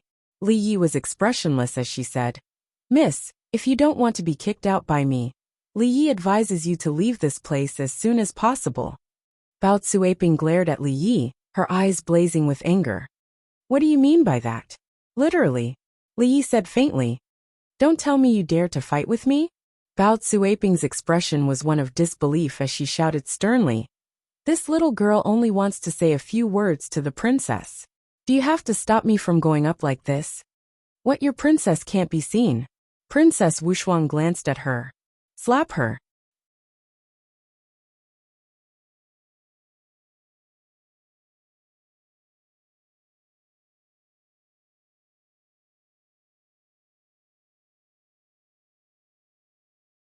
Chapter 53:30. Princess Wuxuang had just finished her sentence. A red ferrule immediately appeared in Li Ye's hand. With a paw sound, she slapped Bao Cuiping's incessant chattering mouth. Miss Bao couldn't help but be stunned. She stared at Li Yi in disbelief. She couldn't believe that she would be whipped by a ruler in front of so many people. Li Ye's actions were swift. Almost at the same time Princess Wuxuang gave the order, she had already taken out the red ferrule and slapped Miss Bao a few times. The little crown princess couldn't help but twitch her lips. She felt that this scene was a little funny. Why did Li Yi bring a ferrule with her? And her actions were so mechanical. Once the princess gave the order, Li Yi immediately took out the ferrule and executed it without a second word. It was as if she had been waiting for a long time and was ready to hit Bao Cuiping anytime. Miss. The two servant girls turned pale with fright and rushed forward, hurriedly supporting Miss Bao as they retreated backwards. However, they pounced on a barrier. It was then that they realized that Miss Li Yi had actually set up a barrier in front of them. How could two ordinary servant girls go up to rescue her? She could only watch helplessly as her young miss suffered under Li Ye's ferrule bit by bit. "Miss!" The two servant girls were so anxious that they ran in circles outside the barrier. They used all their strength to hit that thick transparent barrier, but were unable to pass through. "Miss! Miss!" In the jewelry shop, the shopkeeper kept quiet out of fear and didn't dare to make a sound. A few madams and young ladies who were choosing jewelry were also hiding by the side. They only dared to watch from afar and didn't dare to step forward to stop them. Moreover, to put it bluntly, they didn't understand what was going on and naturally wouldn't step forward to say anything. After all, when the crown princess and Princess Wuxuang entered the shop, they had also stepped forward to greet them. At that time, those two nobles had very politely asked them not to be overly courteous. They also didn't see the crown princess and Princess Wuxuang speaking so bluntly to anyone. They guessed that this miss must have offended the nobles somehow. Otherwise, why would the two nobles only ask people to punish her? Over the past few days, the prestigious madams and young misses in the capital had all come to understand the habits of our little crown princess. That is, if people don't offend me, I won't offend them. If you simply bumped into her on the road and didn't provoke her or even greet her, nothing would happen. But once you get hit, there would definitely be an unexpected great harvest. Several young ladies gathered together and whispered to each other. Their gazes were puzzled as they looked at the woman who was being slapped behind the barrier. "Hey, isn't that Miss Bao from Marquis Ning's estate?" "I think so." "What Chang Ningho estate's Miss Bao?" "She was just the niece of Marquis Ning's second wife. She can't be considered the young miss of Marquis Ning's estate. I heard that she was recently betrothed to the fourth young master of Marquis Ning's estate. Or was it a decree from the Empress herself? It's said that Miss Bao isn't satisfied with such an honorable thing." "Why?" One of the young ladies looked in surprise at the insider and said disdainfully, "What's there to be dissatisfied about?" "Exactly," a harsh-looking madam interrupted with a laugh. "Their Bao family is the joke of the entire capital. The girls in their family never marry a first wife." Chapter 53:31. If she's not a concubine, she'll be a concubine. At most, she'll be a second wife. Now, fourth young master is the second legitimate son of Marquis Chongningho's mansion. She can marry the second legitimate son and be his legal wife. What's there to be dissatisfied about? The young ladies covered their handkerchiefs and snickered as they nodded. What are you talking about? He has high standards. Didn't she have some trouble with the eldest legitimate son of the Fu family, General and Nan? It's said that she asked her aunt, the second wife of Marquis Chongningho's mansion, to spread rumors that she was engaged to third young Master Fu. At this point, the woman couldn't help but burst into laughter. In the end, she was slapped in the face by third young master. Third young master went to the palace and asked for His Majesty's imperial edict to marry Princess Wushuang. Everyone looked thoughtfully at Princess Wushuang and the crown princess. No way Miss Bao would do such a shameless thing. If a cow doesn't drink water, do you think you can force it to drink? That's right. That's why the Bao family is full of weirdos. So today's matter, Miss Bao was the one who started it. A young lady said softly, His Majesty has already betrothed Princess Wushuang and third young Master Fu. Why is she still looking for him?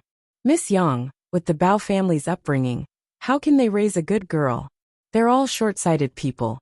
How can they be like Miss Yang, who comes from a scholarly family, and whose mother is well known in the capital city for being virtuous?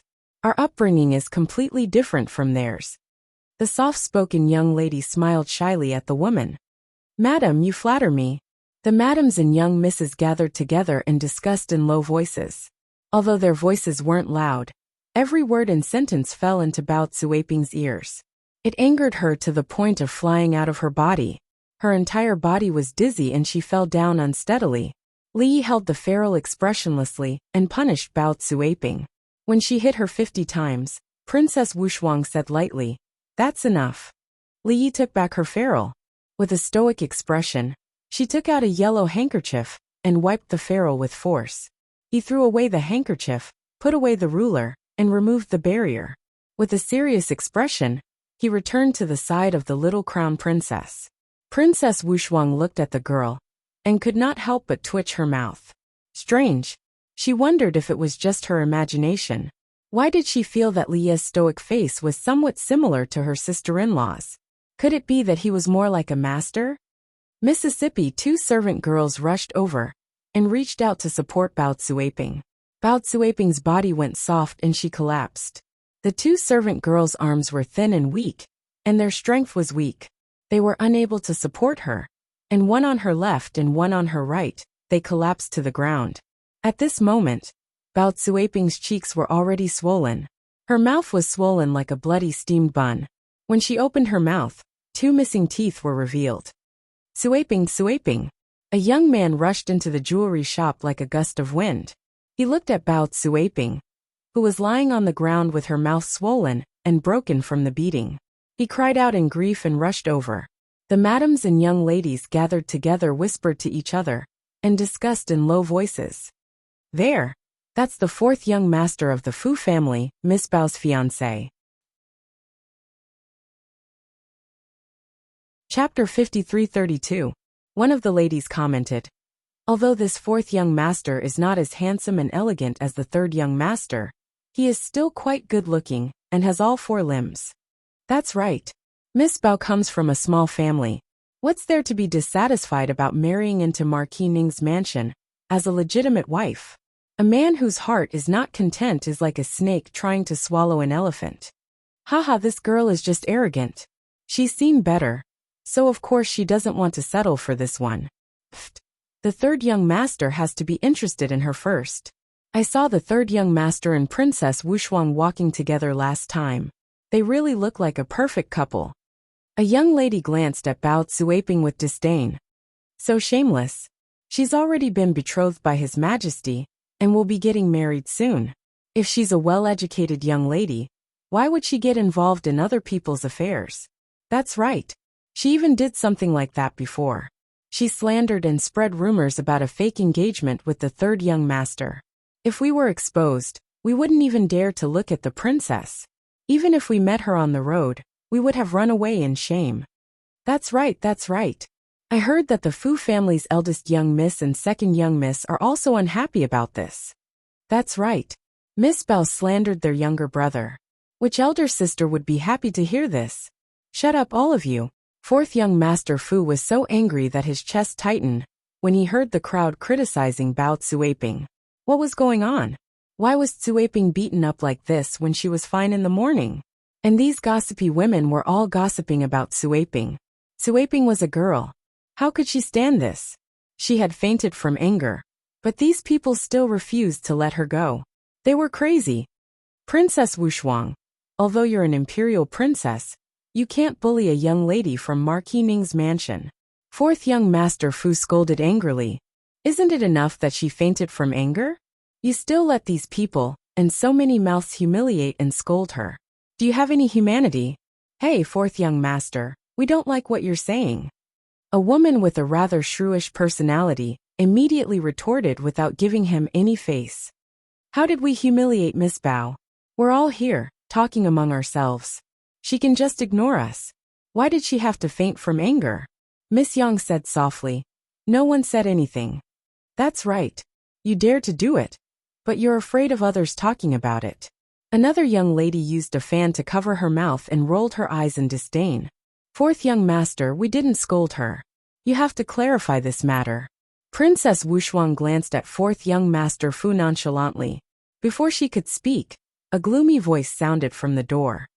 Fourth Fu, take your woman and get out of here immediately. In the future, don't be an eyesore in front of my wife. If you treasure her, then take her back with you. You're going to put in a lot of effort. It was best to lock him in his room and not let him out again. Otherwise, he'll act like a mad dog and bite everyone he catches. Third young master Fu strode in and started to scold him. He did not give fourth young master Fu any face at all. Also, we'll get married at the general's mansion. At that time, your mother won't have to come over and make arrangements. My two older sisters will come over to help. Chapter 53-33. You and that woman can stay at Chong Ningho's residence and continue to be lovey-dovey with each other. You don't have to be an eyesore in front of us. When these words were spoken, everyone could not help but be somewhat dumbfounded. General and Nan meant that he would not invite the second madam and the others to the wedding. They wondered if Chong Ningho would faint from anger when he heard this. You. Fourth young master Fu was so angry that his entire body was trembling. His entire body was shaking nonstop. Was there anything more shameless than this? He had said it in front of so many people, and there was no need for the mother and son to be there. Third young master Fu walked to the princess's side and took her hand. He lowered his head and asked, Did you suffer any grievances? The princess rolled her eyes speechlessly. What grievances can I suffer? If anyone dares to shout in front of me, I will hit her back. Good. Third young master Fu immediately smiled and hugged her. You are indeed my beloved wife. This is what you should do. I didn't marry my wife to let her suffer.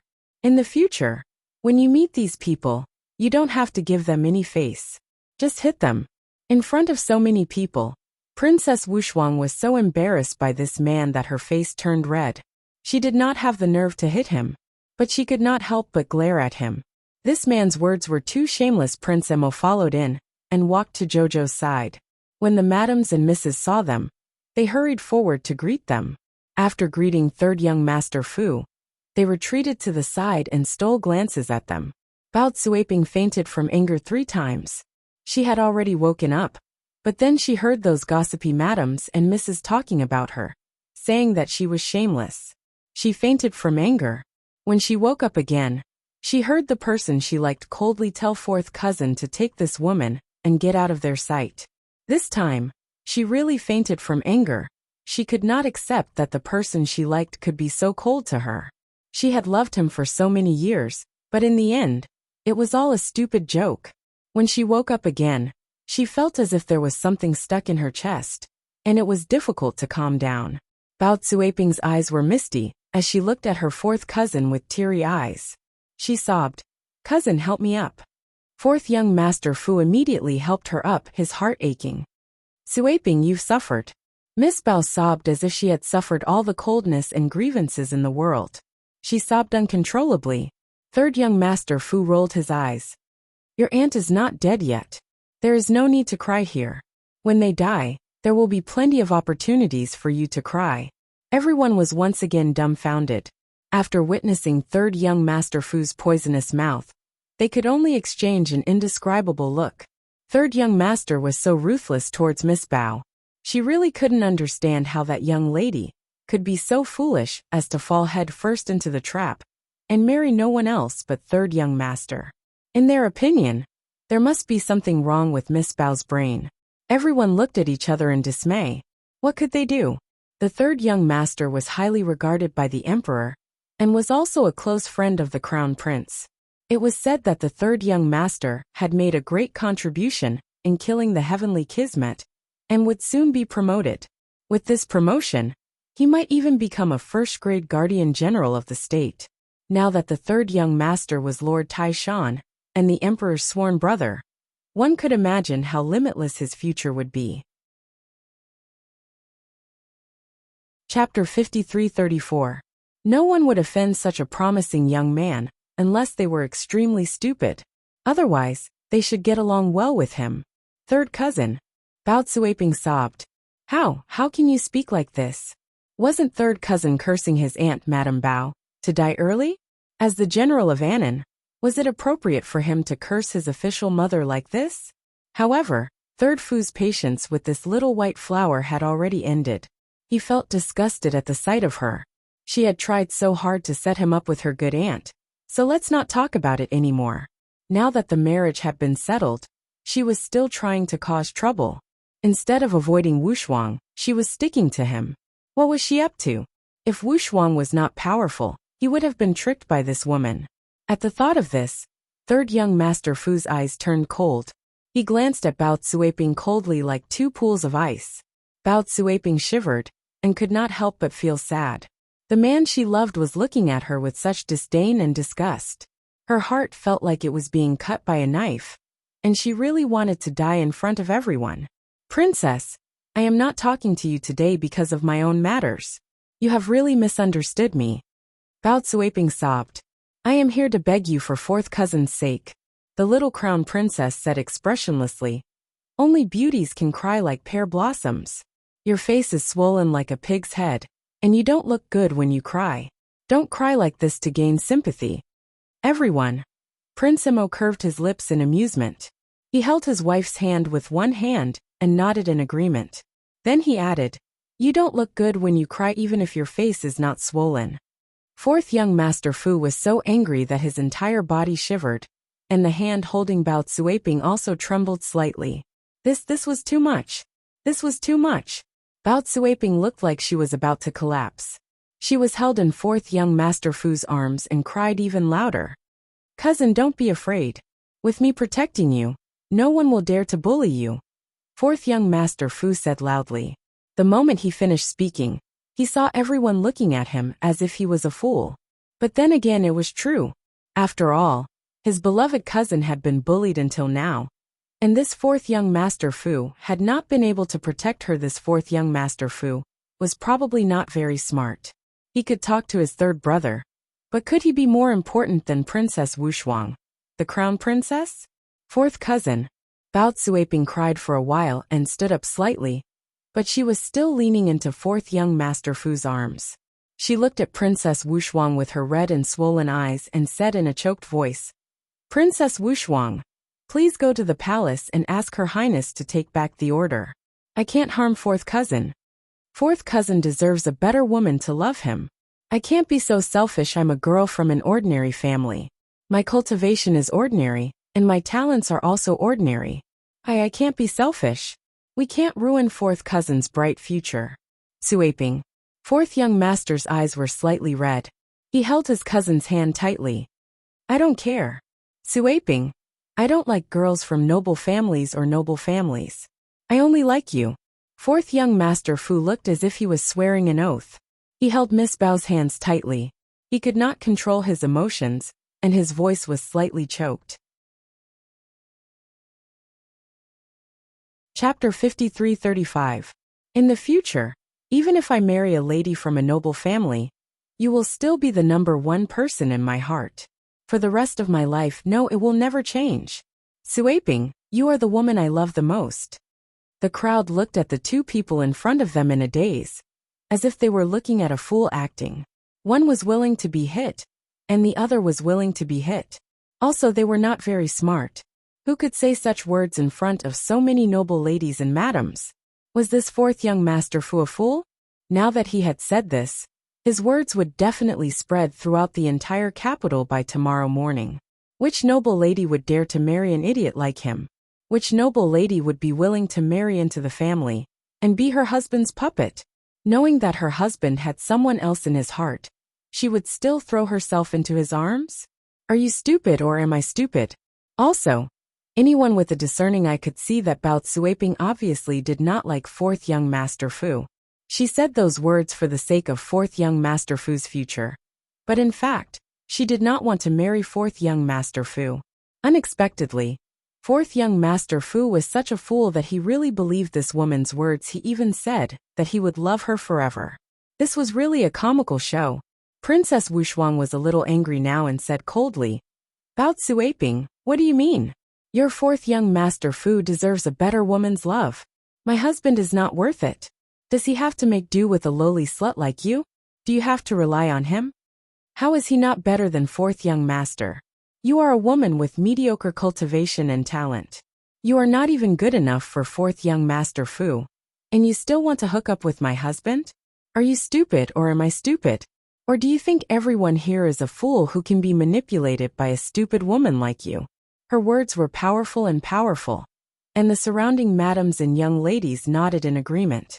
The princess was indeed a princess. Not only was she good at fighting, but she was also sharper than anyone else. And third young Master Fu, who was holding the princess's hand, was so happy that he was about to fly.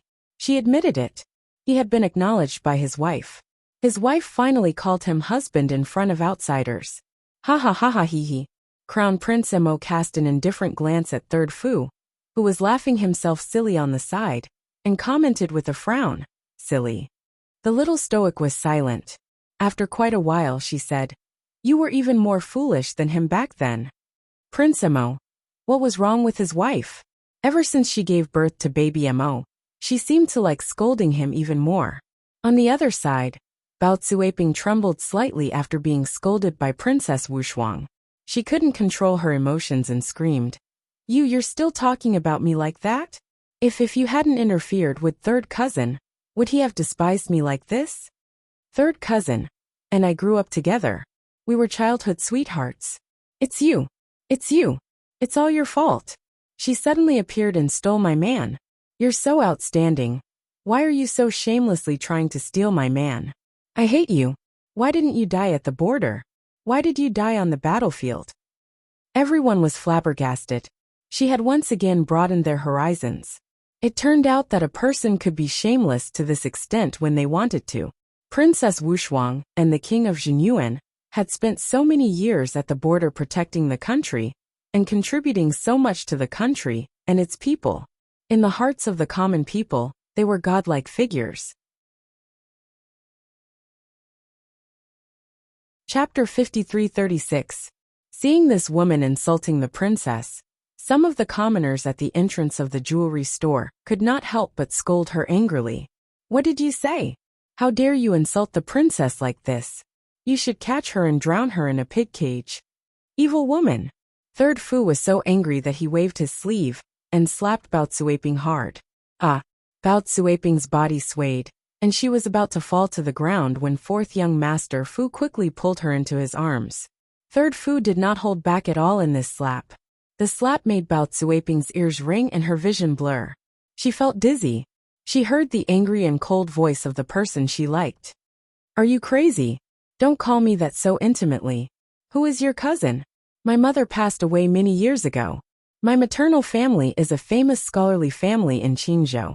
Both of my uncles are currently stationed outside the country. I don't remember that the surname of their daughters is Bao. My cousins are all well-educated and come from famous families. Don't smear and insult their reputation outside. Third young master Fu roared angrily. Also, you said that we are childhood sweethearts and innocent playmates. You made that up. We have only met a few times, and each time, we only saw each other from afar at banquets. I have never spoken to you from the beginning to the end. How can we be childhood sweethearts and innocent playmates? Are you crazy? If you like to fantasize so much, why don't you go and draw pictures to satisfy your hunger? I am warning you, don't talk nonsense in front of my wife again. Otherwise, I will not let you off. Third young master Fu's eyes were cold. The consequences are not something you can bear. He must have had 8 lifetimes of bad luck. Previously, he had been worried that it would not be good if the girl's reputation was ruined. He did not care about some messy rumors. Anyway, he was a man and did not care so much about his reputation, so he did not want to defend himself. But now, this shameless woman was talking nonsense in front of his Shuang. He could not let Shuang misunderstand. Only then did he realize that he couldn't have the slightest bit of pity for shameless people. Otherwise, he would be the only one suffering. Everyone looked at the pale Miss Bao in confusion, and then at the exasperated third young master Fu. Third young master's eyes were clearly saying, "Please don't fall for me again, okay? What do you see in me? Tell me, can I change?" This was completely a case of the heartless flowing brook. This Miss Bao was truly an honest person. She had set her heart on third young master Fu, and was trying all sorts of ways to be with him. However, in the young master's heart, there was not a single bit of her.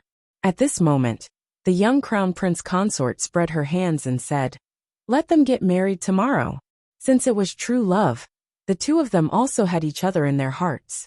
Imperial Mother could be considered to have facilitated a good thing. A long delay would lead to many dreams. She wanted them to get married quickly. I don't want this fourth young master of the Fu family to think about his cousin and go out to fool around with other innocent girls. It's really not good. The daughters of the prestigious families in the capital cannot suffer this.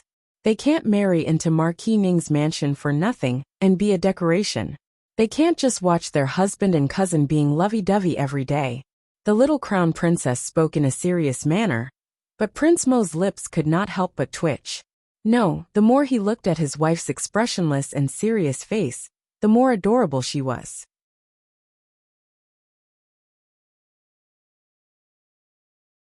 Chapter 53:37.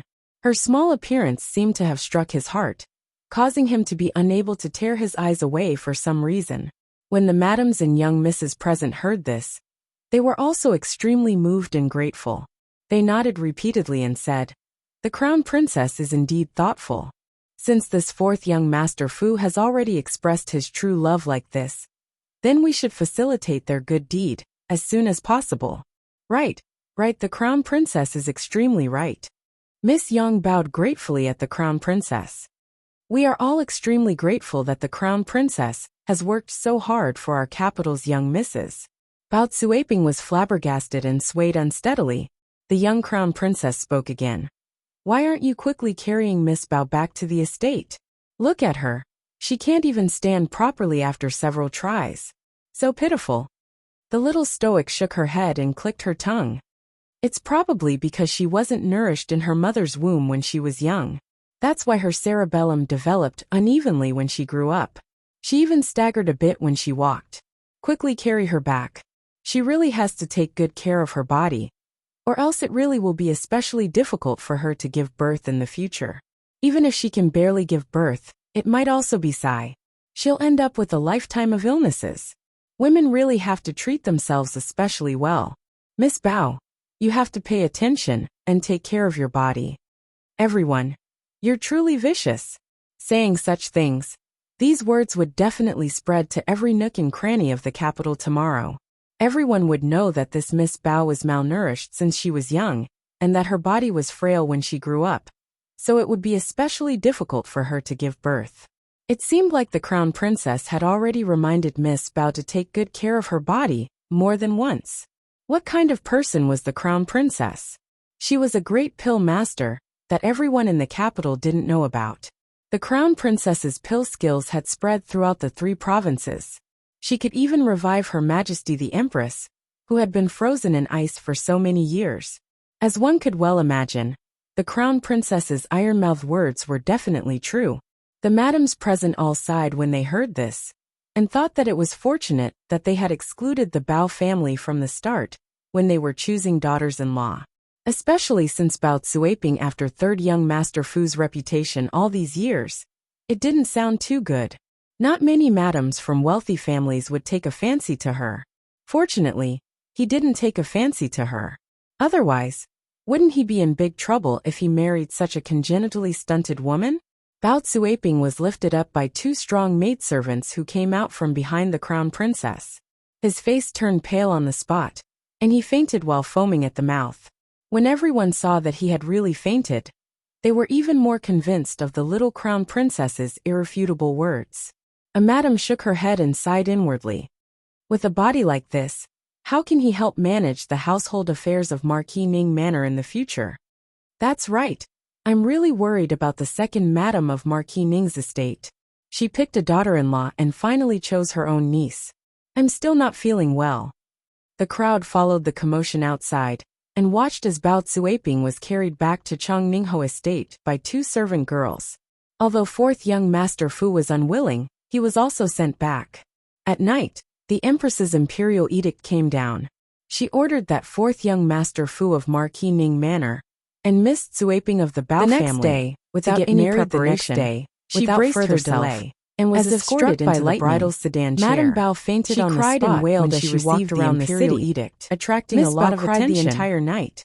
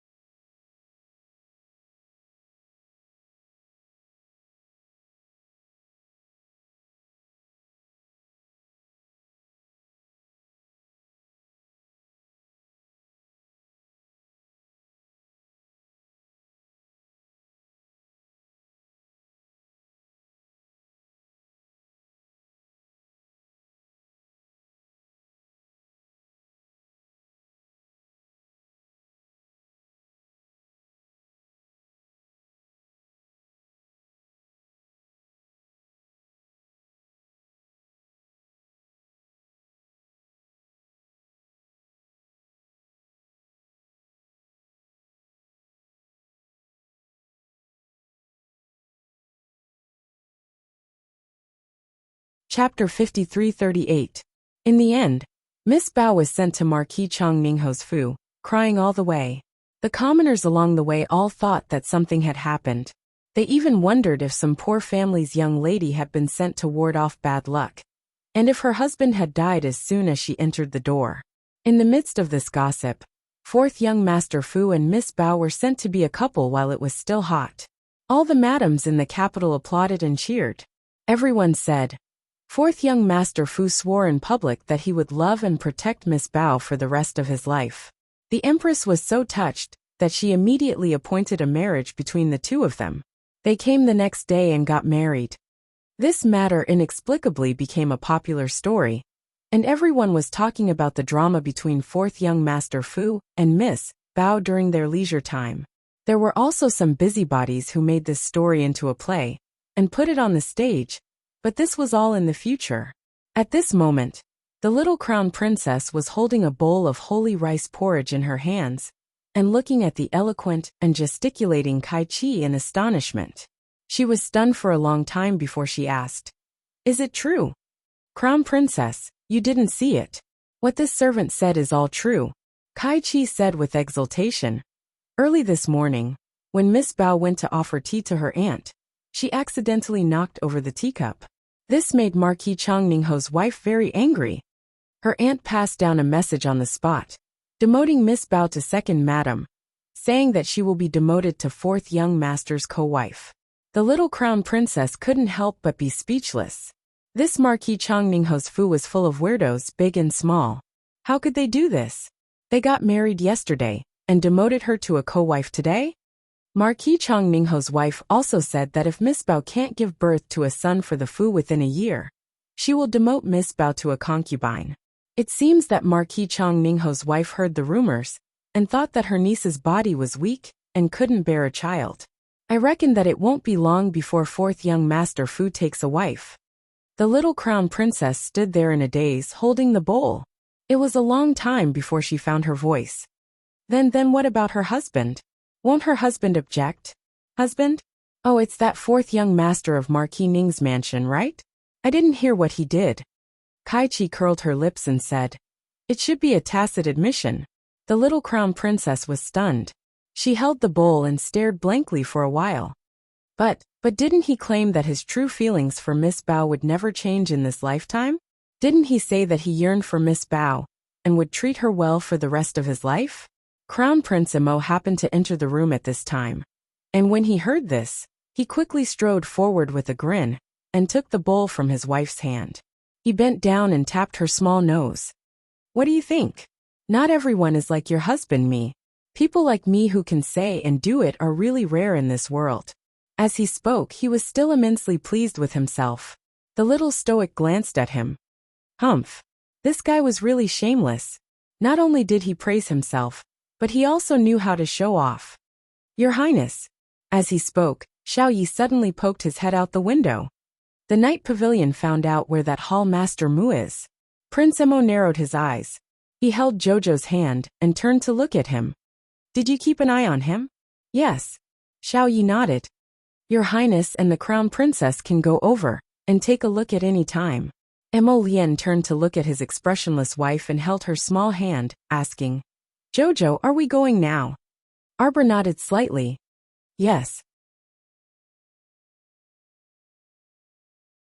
Chapter 5339. The two of them quickly teleported to Changel Courtyard through the array disk of the Great City Protection Array. They stood at the entrance of the small courtyard and looked inside. The courtyard was in a mess, as if someone had rummaged through it several times. Xiao Yi followed behind the two of them and said in a low voice, "At first, Hall Master Mu was not here. This subordinate found that she was moved here before dawn this morning. This subordinate felt that this matter was a little strange, so I sent people to secretly keep an eye on this place." Arbor raised her slender eyebrows. "Someone deliberately threw her here?" Xiao Yi nodded with certainty. "Yes, Crown Princess. At first, this subordinate thought that this heavenly fate might be up to something again. However, after staring at it for nearly 4 hours, the courtyard remained calm and tranquil, without a single ripple. It seems that this subordinate is overthinking." Arbor nodded. Where is she? Xiao Yi hurriedly said. That young lady also went in not long ago. This subordinate asked our people to hide in the dark, and did not stop her. Although I don't know why she is here. Her face is extremely haggard. Arbor stopped in her tracks and whispered with a frown. Mu Xiaoxue. Xiao Yi nodded vigorously. Arbor and Emolian looked at each other. Did Mu Xiaoxue also rush over to see her after hearing the news about her mother? It seemed that this daughter of hers was also considerate. Arbor gestured for Xiao Yi to lead the way. She and Emolian followed Xiao Yi to the small backyard unhurriedly. Xiao Yi pointed at the narrow and dark woodshed not far away and said softly, "That Miss Mu is inside now." Arbor grunted and pulled off the thick cloak wrapped around her body. Her small ears twitched slightly. Are they arguing? She seemed to have heard the sound of an argument drifting over with the wind from the woodshed. Yes. Emolian nodded affirmatively. Let's go closer and take a look. Of course, Arbor readily agreed. She also wanted to see what the mother and daughter were up to. What was there to argue about at a time like this? At such a critical juncture, shouldn't they be more united and seek a way out together? Why did it seem like they were fighting each other? The two of them quietly floated over and removed the barrier created by the soundproof talisman without anyone noticing. No wonder the voice sounded faintly indistinct just now. It turned out that this Mu Xiaoxue was quite careful and deliberately made a soundproof talisman here. Once the barrier was removed, Mu Xiaoxue's ear-piercing screams fell into everyone's ears. I'm not you. You're so unlucky that you might not be able to break through the triple transformation in your lifetime. I will definitely be able to complete these 3 modifications. Each one will be more perfect than the last. Slap. Xiaomu pulled Emolian closer. Through a small low window, they just so happened to see a thin woman raising a trembling hand, seemingly using all the strength in her body to slap Mu Xiaoxue in the face with all her might. Xiaoxue. When Arbor saw Mu Qingya again, she couldn't help but be a little startled. She didn't expect that after not seeing her for a while, Mu Qingya had lost so much weight that she couldn't recognize her at all. Arbor narrowed her eyes and carefully sized up Mu Qingya. Mu Xiaoxue seemed to have completely angered her. She was trembling all over and couldn't breathe properly. Chapter 5340. Mu Qingya's transformation couldn't be described as small. Even Arbor was shocked to see her through the window. It would have been fine if Mu Qingya had only lost a bit of weight. Her current appearance was completely skinny and out of shape. Her entire body was shriveled, as if she had lost all the moisture in her body. She looked like a walking corpse. Her hair was yellow and withered, hanging from her scalp in clumps. Her hands and feet were so shriveled that only bones were left, as if they would break at any moment. This woman was nowhere near the gentle, refined, and radiant appearance she remembered. Her eyes were lifeless and sunken, and her entire face had shrunk to the size of half a palm. She opened her mouth and wanted to speak, but was completely interrupted by Mu Xiaoxue's scolding. Mu Xiaoxue was like a madwoman, her hands moving up and down as she yelled. Do you think I'm like you? I won't be like you. I just want to succeed in all 3 transformations. I can become the most perfect person in the world. And the patriarch has promised me, as long as I work hard for him in the future, he won't treat me badly. Even if I can't, I still have the universe reversal talisman to help me. I'll be fine, I still have a chance. Mu Qingya's sunken eyes were like full moons as she stared at her foolish daughter in front of her. Hot tears could not be stopped from falling inch by inch from those dried-up eyes. Mu Qingya reached out and hammered the ground with all her might. The sound coming from her throat was rough and full of sorrow, as if a carriage had run over her a dozen times. It's me, I've protected you too well. So you're actually so naive. Looking at her foolish daughter, Mu Qingya couldn't help but burst into tears. She had been in Tianyan for so many years, so she knew better than anyone the nature of the higher-ups. When they saw that you were useful to them, they would use some small benefits to tempt you. Once you lost any bit of value, you would die more miserably than anyone else. She knew this just by looking at her. She used her identity as the Hall Master of the Soaring Heavens Hall to blend in with the talisman aristocratic family. She often helped them secretly gather supplies and deliver news in the capital. The organization treated her so well and put her in such important positions. However, once her identity was exposed and she was defeated or even forced to flee, her future opportunities would plummet. Tianyin does not need useless people to occupy resources. Moreover, she was just an ordinary person who didn't know anything. In the eyes of the upper echelons of Tianyin, she had already lost her value and was no longer worth them investing in her. That was why she ended up like this. If it weren't for the fact that the organization still wanted to investigate the second drug reaction in her body, they probably wouldn't have gone to Snow Island to rescue her. Hate. Of course she hated him. Mu Qingya's life had turned out like this. Regret. She couldn't explain it clearly. There should be some. But if she hadn't joined Tianyin, then she would have been an ordinary housewife for the rest of her life. She spent all her time with her parents-in-law and husband. She was just an ordinary woman in the inner courtyard. Naturally, she was even more unwilling to accept such a life. Mother, what are you saying? Not only are you not happy for me, you're even cursing me now. Mu Xiaoxue yelled. Do you think your daughter will be as unlucky as you? Chapter 53:41. Impossible, I'm telling you. That's impossible. Daughter will never be like you, mother. Daughter wasn't ruthless enough, and didn't act ruthlessly enough. That's why you were trampled underfoot by that damn bitch. Daughter won't. Daughter has a way to deal with her right now. Family had said that as long as daughter successfully completes 2 body modifications, he will give me the universe reversal talisman. At that time, daughter's talent will skyrocket. Ha ha ha ha ha ha. Mu Xiaoxue laughed maniacally. Mother, daughter will accomplish what you can't accomplish in your lifetime. Oh Xiaoxue. Mu Qingya cried until her entire body trembled. Her sunken eyes stared at her daughter in disbelief. You can't beat her, Mu Qingya said shakily. Even she had been defeated by that little stoic. And she had been defeated so miserably. She understood her daughter very well. She definitely couldn't win against that little girl, who was as cunning as a fox, bold and ruthless. Shut up, Mu Xiaoxue roared at Mu Qingya sternly. She pounded her chest with one hand and screamed at the top of her lungs. You're looking down on me. You're looking down on a normal person like me for being able to turn the tables, right? Let me tell you, mother, I'm Mu Xiaoxue. I'm different from you. She waved her hand vigorously and roared neurotically. Family head has already promised me. Mu Xiaoxue tilted her head, and her eyes also moved dully. She opened her mouth wide and gasped for breath. An abnormal silly smile appeared on her face. Mother, I will succeed. She patted her chest hard, pounding it again and again. But her body didn't feel any pain. It was as if he wasn't hammering his own body, but an ordinary piece of wood. Let me tell you, I'm not as stupid as you. Look at yourself. You're already so old, but in the end, what do you have, huh? Instead of being Madame Mu, you've become like this, neither human nor ghost. The Mu family expelled you, and the organization doesn't like you. You're nothing, Xiaoxue. Mu Qingya opened her mouth and allowed her tears, snot, and saliva to flow all over her face. All she could see was Mu Xiaoxue's arrogant and insufferably arrogant face. You will regret it, daughter. You will regret it. I won't, Mu Xiaoxue yelled angrily.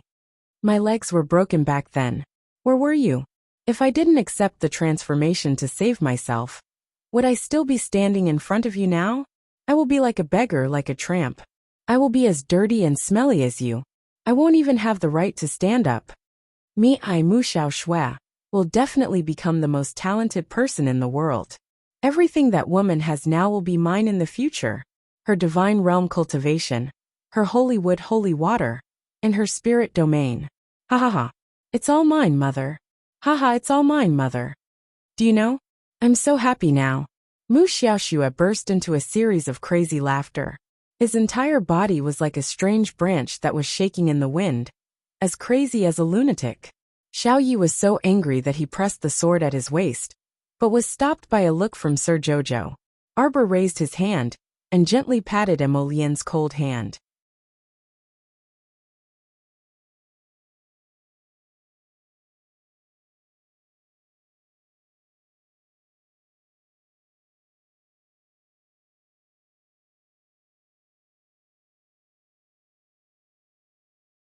Chapter 5342. Sir Jojo comforted his infuriated husband and secretly transmitted his voice to the two of them. Don't bother with this idiot. Let her continue to wander in her own spiritual world. Just continue to watch the show. The universe reversal charm? Arbor couldn't help but laugh coldly. That would depend on whether she had the fate and luck to open the talisman. Mu Qingya stared dumbfoundedly at her daughter, who was acting like a lunatic. She sighed repeatedly and sobbed. Xiao Shui, wake up. You can't beat her. Can you stop? Mother doesn't want you to be rich or have a meteoric rise. Mother just wants you to live well. Xiao Shui, listen to mother's advice. Stop. Shut up. Mu Xiaoxue shouted, startling Arbor and the others who were hiding outside the door. Her voice was so sharp that it was unbearable. Her eyes were bloodshot as she stared sharply at the dying Mu Qingya in front of her and said word by word, Mother, do you know how much I hate you? Arbor couldn't see Mu Xiaoxue's expression through the window, but he could clearly see that Mu Qingya's eyes were filled with shock as she stared blankly at her daughter. It was as if she had never understood this daughter of hers, and only now realized her true colors. I really hate you to death. Xiao Shui. Mu Qingya's voice trembled, and her face was filled with disbelief as she stared blankly at her daughter. Xiao Shui, shut up, don't talk. Mu Xiaoxue roared hysterically. My entire life has been ruined by you. It's all your fault, all your fault. It's fine that you're unlucky to be an ordinary person without any cultivation. But you still have the face to be my mother. You harmed me like this. You caused me to be unable to activate my mystic meridians and cultivate the right path. You caused your own daughter to be an ordinary person who can only struggle at death's door and rely on others for the rest of her life. How can you be at peace with yourself? How can you face me like this? Mu Xiaoxue screamed and pointed crazily at Mu Qingya, who was lying in the corner. It's all your fault. It's all your fault. If my mother was like the other madams, had cultivation and talent, and was as strong as Long Chuyan, would I have become like this today? Do I need to be jealous of others? Do I need to compromise and beg my grandparents for a universe reversal talisman that can change my talent? Mu Qingya, this is all your fault. If you weren't so useless, would I have ended up in such a miserable state because of you? Mu Xiaoxue shrieked, her eyes filled with twisted hatred and anger. I hate you to death. I hate you to death. Mu Qingya was dumbfounded. She stared blankly at her daughter, whom she had doted on since she was a child, and could not bear to let her suffer any grievances. She felt dizzy and her empty eyes stared at her daughter who looked like a complete stranger. Mu Qingya's body was like a dried-up piece of wood. Not a single drop of water could be squeezed out. She couldn't even shed a single tear. She felt as if someone had punched a hole in her heart. A gust of cold wind was blowing in from the outside. Her daughter hated her. Her daughter actually hated her so much. She hated her. How ironic was this? Chapter 5343. Everything she did was for this daughter of hers. She wholeheartedly wanted her daughter to be well, but in the end, she received her daughter's disregard for her own family. Hate her, her daughter said she hated her. Mu Qingya's body had long stopped feeling cold, but at this moment, it was as if her heart had been frozen 3 feet deep and sunk into a bottomless abyss. Her mind buzzed involuntarily, and her nostrils flared as she huffed and puffed, as if it was difficult for her to even breathe. Clap, clap, clap. Suddenly, several crisp claps sounded outside the woodshed. The mother and daughter duo who were in the middle of a confrontation stiffened at the same time, and they stiffly turned their heads to look at the door. They saw a pregnant woman dressed in rippling red clothes expressionlessly clapping her hands as she coolly watched the mother and daughter duo. A handsome and otherworldly man dressed in brocade was supporting her as they strode into the narrow and dark woodshed together. The mother and daughter duo were momentarily dazzled by the myriad rays of light. They only felt that when this pair of jade paragons walked in, even this gloomy and cramped woodshed seemed much brighter than before. Splendid, splendid. The little stoic nodded and praised in all seriousness. Today's show was worth watching. This kind of mother and daughter falling out, and the daughter directly rebuking the mother was truly a once-in-a-lifetime scene. Mu Qingya shuddered and tried to crawl up with difficulty, but because she had completely lost her strength, she fell heavily again. Her head leaned against the stiff pile of firewood behind her, and a trace of fear and sorrow slid through her eyes. She knew very well that her and her daughter's lives would most likely be forfeit after falling into the hands of this pair of fiends. Mu Qingya, does it hurt? The little stoic suddenly tilted her head and asked. Mu Qingya shuddered and stared at her in horror. She raised her trembling finger and pointed at Arbor as she stammered. You. Arbor suddenly smiled at her, and his gaze seemed to imperceptibly sweep past Mu Xiaoxue. Mu Xiaoxue's back was facing him earlier, so he didn't see her expression. Now that he saw it, Arbor couldn't help but be secretly speechless.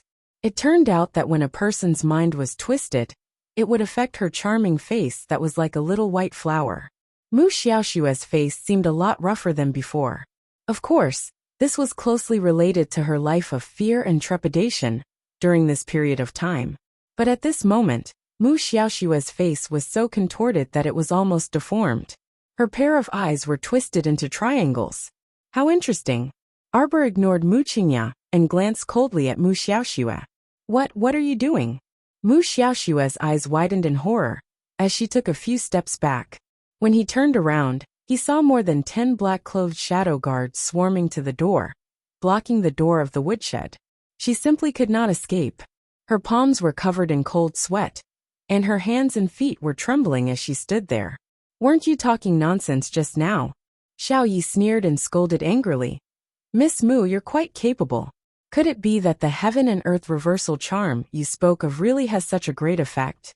With a single talisman, you can transfer the talent and luck of others to yourself? No, it's not. Mu Qingya's entire body trembled as she shouted harshly. It's not. Crown Princess, Your Highness the Crown Prince. This is all the nonsense of a child. Chapter 53-44. It's not true, Crown Princess, Your Highness, it's not true. There's no such talisman in the world that this child is talking nonsense about. I do. Xiao Mu smiled faintly, her voice gentle. What? Mu Qingya's heart tightened, and she couldn't help but tremble a few times. There's such a talisman in the world. Arbor looked at the mother and daughter expressionlessly and said coldly, Is this how you draw the heaven and earth twist? As she spoke, she casually raised her hand and swiped it. Her hand moved very quickly, and a talisman flashing with purple light appeared in the air in a matter of minutes. She reached out and pushed the talisman.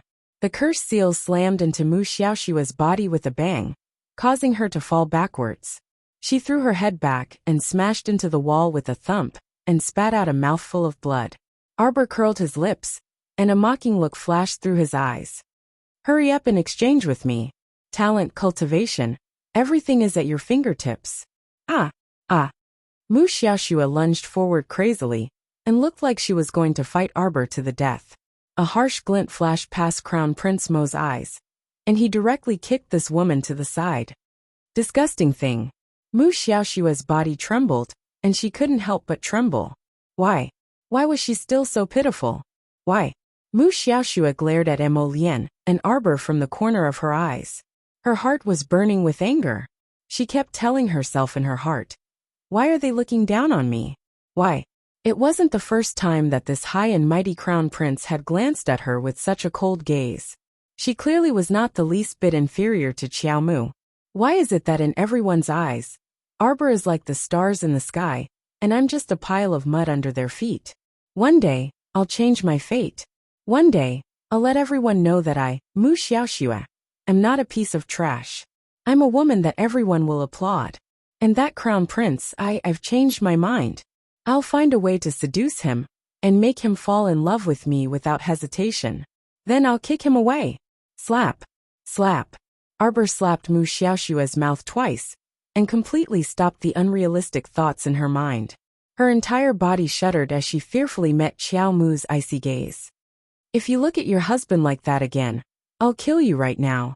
Arbor's cold and emotionless voice made Mu Xiaoxue's trembling heart fall into the depths of an ice lake. That's right. Right now, even her survival might be a big problem. Your Highness, Crown Princess. This matter has nothing to do with my daughter Xiao Shui. I beg the two of you to be magnanimous, and let go of my daughter. It's all my fault. It's all my fault. It's all my fault. It's all my fault. Mu Qingya half crawled on the ground, and wriggled her filthy and smelly body like a maggot, trying to get closer to Arbor. Crown Prince Mo pursed his lips, and directly raised his hand, setting up a shielding barrier in front of the two people. It kept Mu Qingya outside, and prevented her from taking half a step closer. Mu Qingya had no choice but to slap the barrier and cry out tearfully, Crown Prince Consort, just kill me. Just kill me. I know. I'm sorry. It's all my fault.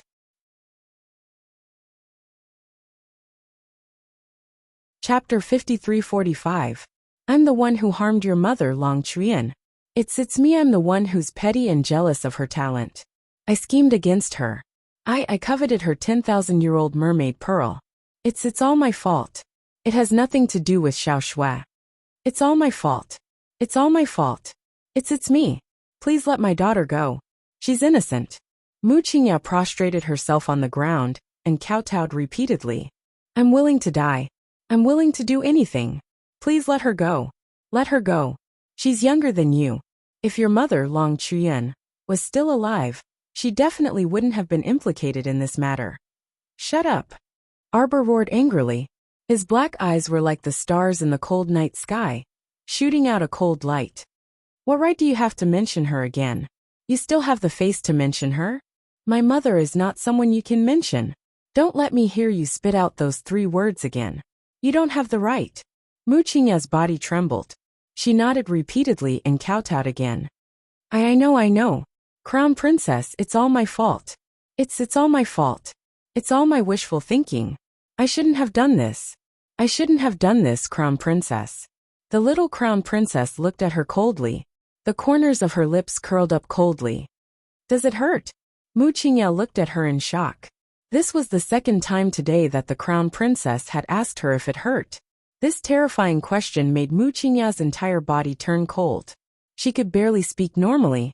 However, Arbor didn't seem to want her to answer. He turned and waved at Mu Xiaoxue. Mu Xiaoxue, I'll give you a chance to live. Crawl out of here in 5 minutes. As long as you can get out of the door, I'll let you go. A trace of extreme grief and indignation flashed past Mu Xiaoxue's eyes. She glared at Arbor hatefully and opened her mouth. It seems like you don't need this chance. Just as Qiao Mu's frigid voice rang out, she heard Mu Qingya banging on the wall as she repeatedly shouted, No, that's not it, Crown Prince Consort. Xiao Shui is willing, she is willing. Mu Xiaoxue glared at Mu Qingya, and her resentment towards her mother rose to a new height. The humiliation she had suffered today was all because of her. Because of this useless mother. She hated Mu Qingya to death. She hated everyone in the world to death. The little Crown Princess glanced at him coldly, and Xiao Yi unsheathed his sword without hesitation. No matter how furious Mu Xiaoxue was, she could not help but kneel down in front of the tip of the sword. Even though she was in a rage, he fell to the ground with a plop, wailing loudly as he struggled to crawl forward. Arbor looked at her coldly. You only have 5 minutes. Are you sure you want to waste it? Mu Xiaoxue burst into tears, but with a little more strength, she crawled out of the woodshed. She didn't dare to look at the black-clothed shadow guards on both sides of the woodshed. Those people's expressions must be full of disdain. She didn't dare to look or even listen to anything. She could only grit her teeth and crawl forward with all her might. It took a while to walk from the woodshed to the door, not to mention that she was so angry that her hands and feet were trembling. She had to crawl all the way. Her fair palms rubbed against the ground, leaving streaks of blood. Mu Xiaoxue bit her lips so hard that they were bleeding. This kind of humiliation, this kind of torture, she Mu Xiaoxue would remember it deep in her heart. Chapter 53-46. Arbor. One day, she Mu Xiaoxue would make her die a horrible death. Mu Qingya knelt on the ground and knocked on the wall in front of her, howling incoherently. She's your cousin. Even if it's for the sake of the old man. You can't treat her like this. Mu Qiao, you're not human. You're not human. Do you have a heart? Do you have a heart? Mu Qingya howled, the pain in her heart indescribable. She felt as if someone had stabbed her heart dozens of times with a sharp knife. Every stab was enough to kill her. She was in pain and sorrow, angry and helpless. She was as insignificant as a grain of sand in the dust. She could be trampled into the depths of the abyss. Emolian sneered. "Ha, you still have the cheek to ask Jojo if he has a heart? You schemed against her in the lower galaxy. You harmed her mother, and didn't even let her go. Why didn't you let Jojo go for the sake of Grandpa? Why didn't you let Jojo go? Now that you've lost, you've suffered a crushing defeat. You're saying such things. Do you think anyone will pity you?" Mu Qingya lay on the ground in a daze. Yet Xiao Mu chuckled lightly as she gazed at her indifferently. "Mu Qingya, does it hurt?" Mu Qingya shuddered and looked at the girl in disbelief. This was the third time she had asked her this question. Her deranged mind suddenly snapped back to reality, and her body started to tremble uncontrollably. "It's you. It's you. It's me." Arbor nodded. "It's me who destroyed your precious daughter's mind step by step, and forced her to go to Tianyin and ask for the mutation pill from the higher-ups. It's me who made her feel the unjust fate in this world, the miserable life, and the hopeless future. It's also me who destroyed her will bit by bit. Look, she hates you so much now. Wow, you're so hateful to your own daughter whom you've raised single-handedly, pointing and scolding so irrationally." Xiao Mu stroked her chest. "It hurts a lot here, right? You must be in so much pain that you wish you were dead. I really want to die right now." She pursed her lips and smiled. She probably couldn't remember how many times she had laughed today. However, her smile remained at the corner of her mouth, and did not reach the depths of her eyes. "Mu Qingya, Hall Master Mu. My good stepmother, do you understand now? You know how my mother felt at that time. That feeling of being despised by everyone, having no brothers, no friends, no lover, and not even being able to protect your children. That terrifying feeling, right?" "Huh." Arbor suddenly laughed out loud. "Do you like it? Do you like being treated like this?" Arbor tilted his head and asked innocently. My mother also experienced this feeling. When she's in the sky, she can't protect me. I could only watch as you turned me into a test subject, and manipulated me, like a marionette for the rest of my life. Let me think, my mother's heartache at that time should be the same as what you're feeling now. So I want you to feel what it's like to be unable to breathe from heartache. Is it fun?" Mu Qingya's whole body trembled, and her breathing quickened as she stared at him blankly. "Devil."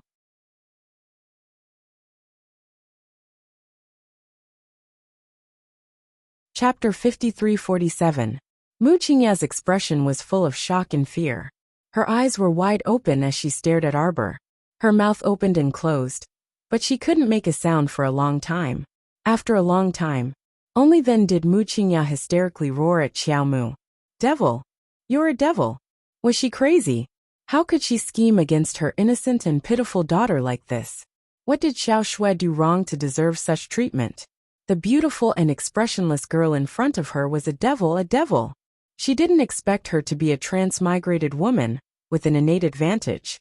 With such a rich life experience and all kinds of skills, she was actually defeated by a malicious spirit that crawled out of hell. Mu Qingya couldn't accept it. She couldn't accept it. She couldn't accept it. She lingered on for so long, not to see Xiao Shui suffer like this.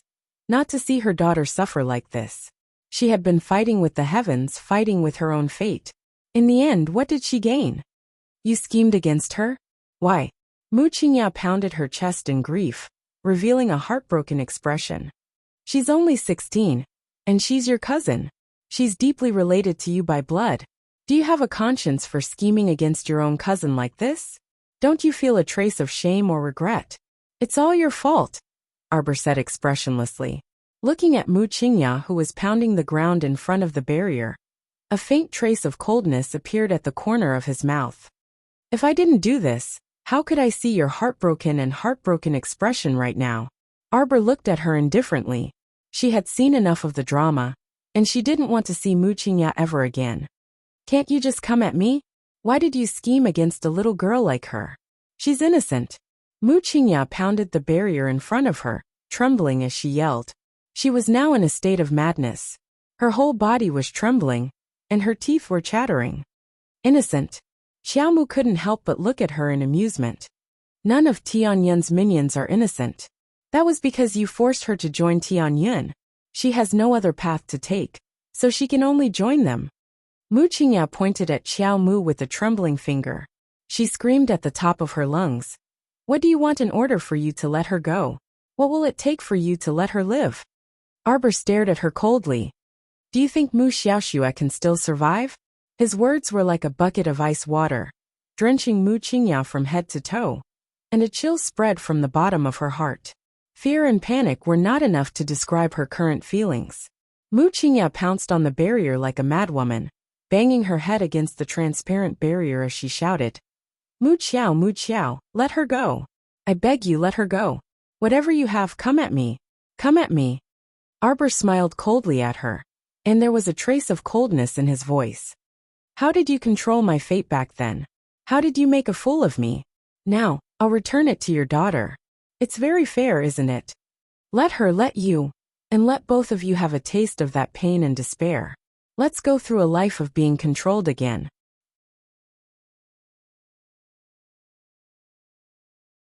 Chapter 53-48. You can open your eyes wide and see how your precious daughter will end up miserably in the end. When your daughter has experienced all this misfortune, Qingya will be dead. Mu Qingya, the debt between us from 2 lifetimes will be considered settled. In the next life, you won't know me, and I won't know you. If you don't look for me, I won't look for you. It's very fair. As soon as Arbor finished speaking, Mu Qingya's entire body turned cold, and she collapsed to the ground. She couldn't believe her ears. How terrifying was Arbor?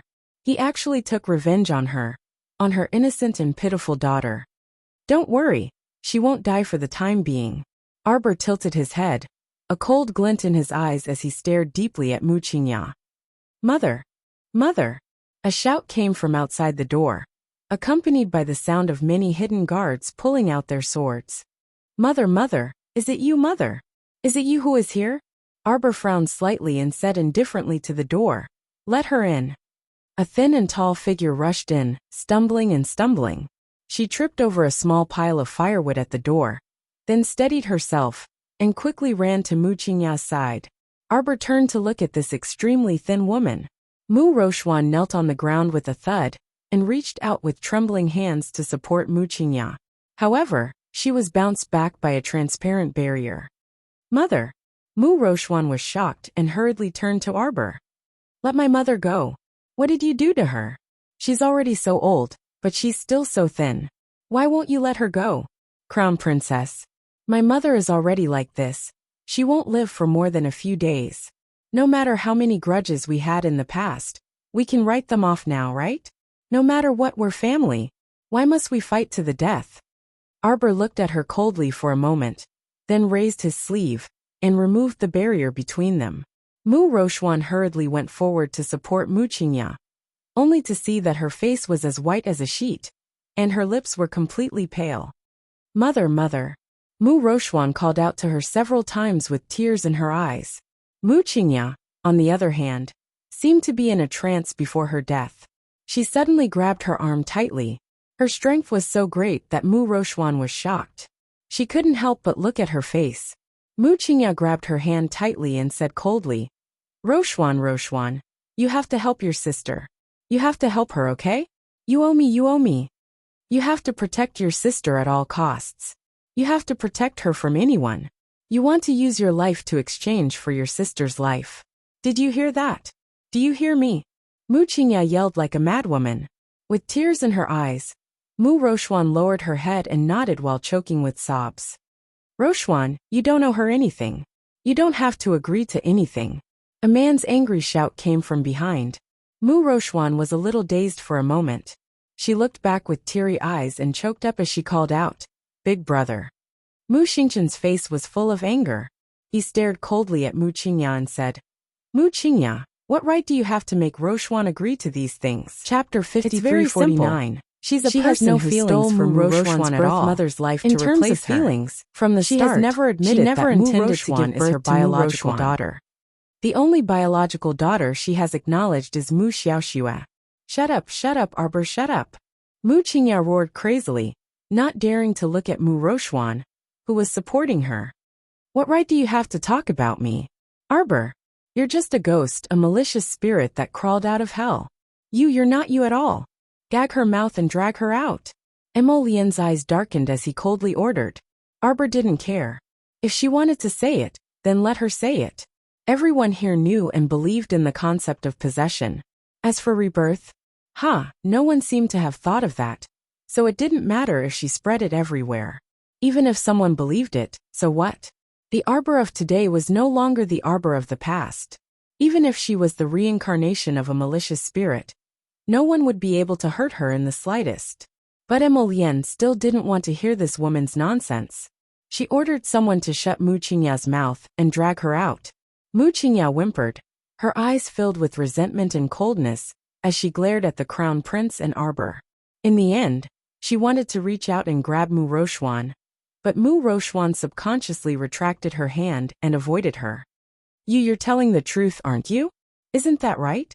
Mu Rochuan stared at Xiao Mu in shock, her eyes brimming with tears as she questioned. Arbor glanced at her.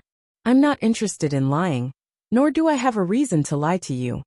In fact, you've had your suspicions for a long time, haven't you? You're both her daughters, but don't you have eyes to see her attitude toward you and Mu Xiaoxue? Can't you tell? If you've never suspected, then I can only tell you that you're very stupid.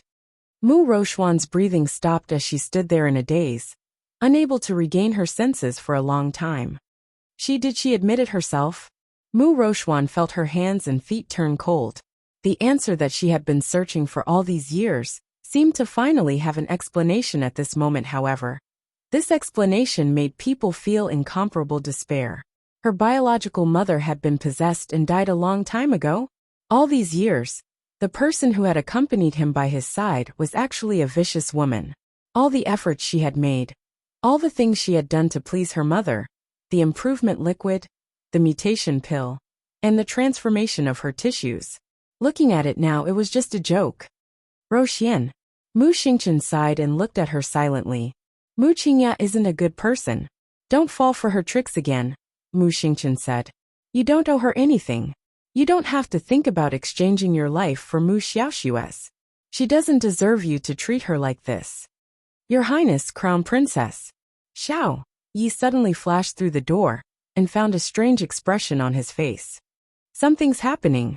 What's going on? Prince Emo glanced at him, took Arbor's little hand and walked out. Something seems to be happening in the heavenly Tao. Xiao Yi pointed in the direction of the sky and said with a puzzled expression, I don't know why, but as soon as our people pulled Mu Qingya out, large dark clouds surged in the sky. It seems that there's going to be a lightning tribulation. Emolien and his wife looked at each other in dismay.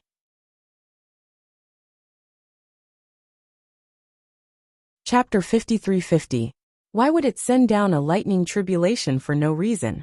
Emolien looked down and saw his wife's expression, as if she was facing a great enemy. He suddenly had the urge to laugh. Why was his wife on guard against heavenly law every time? In reality, heavenly law had never once come to find trouble with her. She was the one who experienced a tribulation every time, implicating others with 8 lifetimes of bad luck. This kind of thing happened too many times, causing his wife to be paranoid every time. She always felt that heavenly law was slowly plotting to kill her in one strike. Arbor was expressionlessly led out of the woodshed by his husband, and he looked up at the sky with a gloomy face. The little stoic stood with her hands behind her back and gloomily stared at the cloud-filled sky for a long time. Hubby, hurry and open your fire and thunder umbrella. This guy urged with a stoic face and forcefully tugged at Emolien's sleeve. Sir Jojo had a strong premonition. The lightning tribulation this time didn't seem to be that simple. Could it be that heavenly law felt increasingly indignant after letting Jojo off the last few times? So it ran over to pick a fight and wait for an opportunity to take revenge? The little stoic's eyes were cold, and she looked up at the sky with a solemn expression. Everyone pay attention. An unknown hidden guard roared with joy, and the courtyard inexplicably felt like it was in chaos. They saw a dazzling red heavenly flame shoot down from the sky. In a split second, Everyone felt like their eyes were about to be blinded by that dazzling red color. Then they heard a loud boom. Emolien held a fire and thunder umbrella and silently glanced in the direction where the flame fell. It was very far from where they were standing. It was very obvious that this heavenly flame wasn't directed at the paranoid Sir Jojo. It was clearly directed at Mu Qingya. At this time, Mu Qingya was completely enveloped by a ball of raging flames. She was wrapped in a ball of burning heavenly flame from head to toe, and she suddenly let out maniacal laughter. When Mu Rochuan rushed out, she just happened to see Mu Qingya raise her hands like a lunatic and look up at the sky. She laughed maniacally and roared angrily. Come, come. I've had enough of this useless body. Heavenly Tao, use the flames to cleanse and burn my body. This way, my soul can return to the past. Ha ha ha ha. I can go back, ha ha ha. I can finally go back. My time is waiting for me. My future is waiting for me. Heavenly Tao, you can't fool me. I will go back. In the end, I will still return to my own era. Ha ha ha ha ha. I will change my body and continue living, ha ha ha. Mu Rochuan looked at the crazy woman in shock.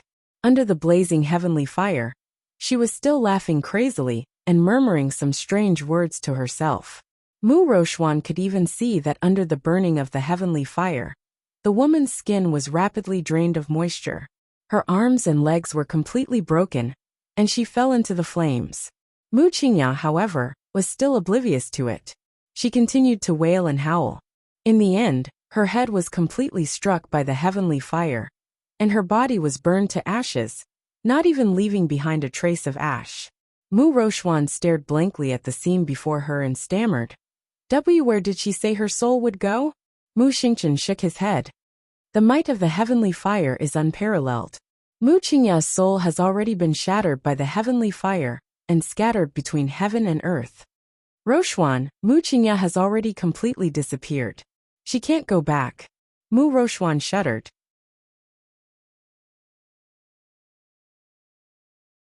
Chapter 53-51. Was this Mu Qingya's final ending? She had completely disappeared from every corner of the world. The first madam of the Talisman family, the high-spirited Hall Master Mu of Heavenly Fate, had ended up with her soul scattered, and a miserable ending. The last thing she did before she disappeared was not what she, Mu Rochuan, had imagined. She looked at her eldest daughter one last time, hugged her, and even softly wished her happiness. Nothing. Mu Qingya was even stingy with showing her a warm smile. Her last words were to use her life to protect Xiao Shui, and protect her younger sister with all her might. Mu Rochuan smiled bitterly. The old scar on her face was like a trembling centipede, and it opened a little sinisterly. Arbor turned his head and subconsciously glanced at her. This half-sister of his looked very haggard. Her body. Arbor looked at her and his gaze froze. Seeing this, Mu Xingchen's body also stiffened. He asked with a slightly nervous expression, Jojo, is there something wrong with Rochuan's body? Xiao Mu cast an indifferent glance at Mu Rochuan. Ask her. Other than herself, no one knows her body better than her. Then he paused for a moment and asked indifferently, Mu Rochuan, you've already started the second stage of improvement, right? Have you felt anything wrong with your body recently? Mu Rochuan's body trembled, and she looked at Arbor with a complicated expression. Mu Xingchen looked over in shock and shouted angrily, Rochuan, you actually took Heavenly Fate's improved medicine? You're really muddle-headed. Muddle-headed. Mu Xingchen's exasperated expression fell into Mu Rochuan's eyes and deeply stimulated her heart. Mu Rochuan suddenly screamed at the top of her lungs. Do you think I wanted this? Big brother, we grew up together. Where were you when father crippled my cultivation and pushed me out to self-destruct? Where were you when I was in that corner of the branch family, not having enough to eat, not having enough to wear, and being bullied everywhere? No one will help my big brother.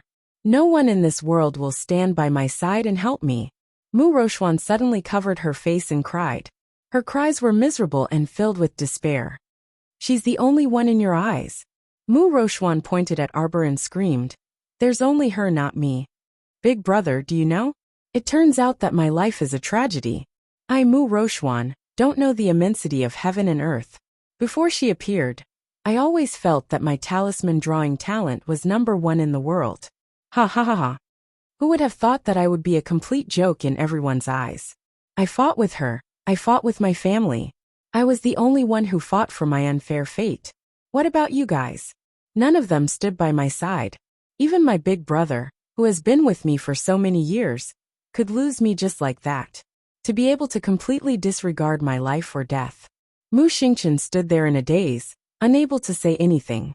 Rochuan's complaints should have accumulated in her heart for a long time. Now that they suddenly erupted, it was like a volcano erupting. The various negative emotions that had accumulated in the bottom of her heart endlessly spread. Big brother, what does she have and what do I have? Even my mother is fake. Mu Rochuan choked with sobs.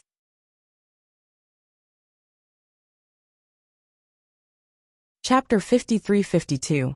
Even my mother is a fake. You're right, Arbor. Mu Rochuan lowered her head and took a step back. I'm stupid. I didn't even suspect Mother's true identity when she gave me the improved medicine. It wasn't until I saw Xiao Shui that I deeply felt that Mother's attitude toward me was completely different from her attitude toward Xiao Shui. Because I've always held on to a sliver of hope. Now that I look like a cripple, perhaps if I listen to my mother, I will be able to win her favor. I've never refuted her. Arbor, do you know? Before you appeared, at least she was still. Mu Rochuan choked with sobs, and almost couldn't continue. She still treated me as her daughter. Although she's always been cold and indifferent to me without much tenderness, at least she wouldn't break my heart like this. She wouldn't make me despair. You won, Arbor. I'm a complete loser. I'm inferior to you. Mu Rochuan laughed, and turned to leave in a daze. However, an extremely icy voice entered her ears. You were never my match. Mu Xingqian's heart couldn't help but tremble. He almost couldn't bear to look at Rochuan's expression. He could imagine how despaired and defeated she must be right now. When the little stoic was soft and adorable, it could melt your heart. However, when she was cold-blooded and heartless, it would give birth to an indescribable fear. Mu Rochuan's departing figure staggered slightly before she suddenly left in large strides while laughing maniacally. Yes, how ironic. The imaginary enemy she wholeheartedly thought of didn't care about her at all. Was there anything more humiliating than this? Mu Rochuan practically covered her face and fled in defeat. She didn't dare to look back, let alone glance at the people behind her. Arbor, this cold-hearted and emotionless woman, knew how to destroy a person's willpower with one sentence. Mu Xingqian stood there in a daze and watched Mu Rochuan's fleeing figure. He let out a long sigh. Jojo, what do you think will happen to Rochuan in the end? Her body already shows signs of crumbling and turning into a corpse. This means that she hasn't changed for the better, Arbor said indifferently. Her expression was extremely ice-cold. It was as if there was simply no relationship between her and Mu Rochuan. In the end, there are only two outcomes.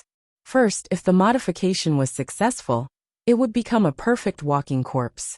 The best result might be that it would have its own thoughts. Secondly, the improvement would fail completely. Her physical body would collapse and turn into a pile of mud. Mu Xingqian's body trembled, and his voice trembled slightly. Can we help her, Jojo? Arbor glanced at her elder brother and sighed softly. Instead of answering, he asked, Elder brother, do you think Mu Rochuan will accept my help? If Mu Rochuan wanted to save herself, she would naturally ask Mu Xingqian for help. But she didn't do that. It was obvious that Mu Rochuan didn't think that she needed to be treated. Arbor wasn't born with the halo of a Virgin Mary.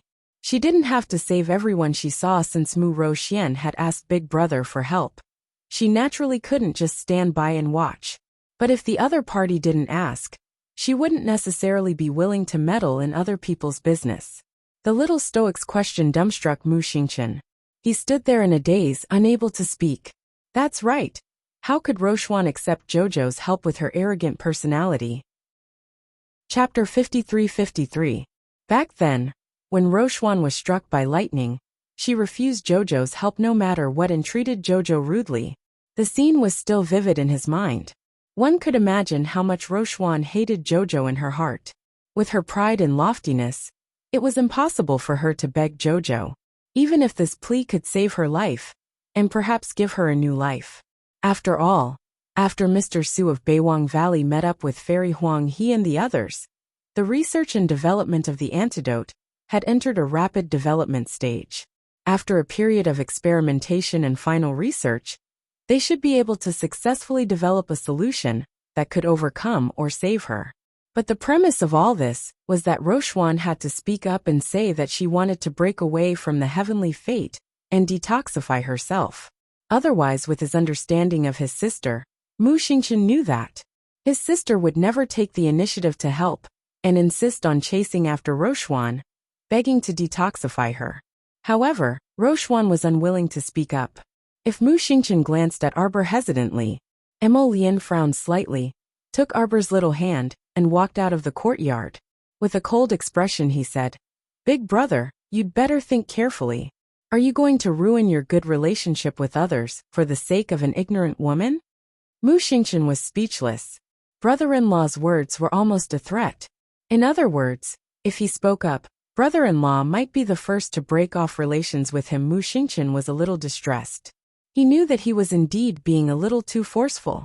How could his sister take the initiative to say that she wanted to treat Rochuan? Brother-in-law could not bear to let her compromise like this. Moreover, Rochuan might not necessarily accept his sister's kindness.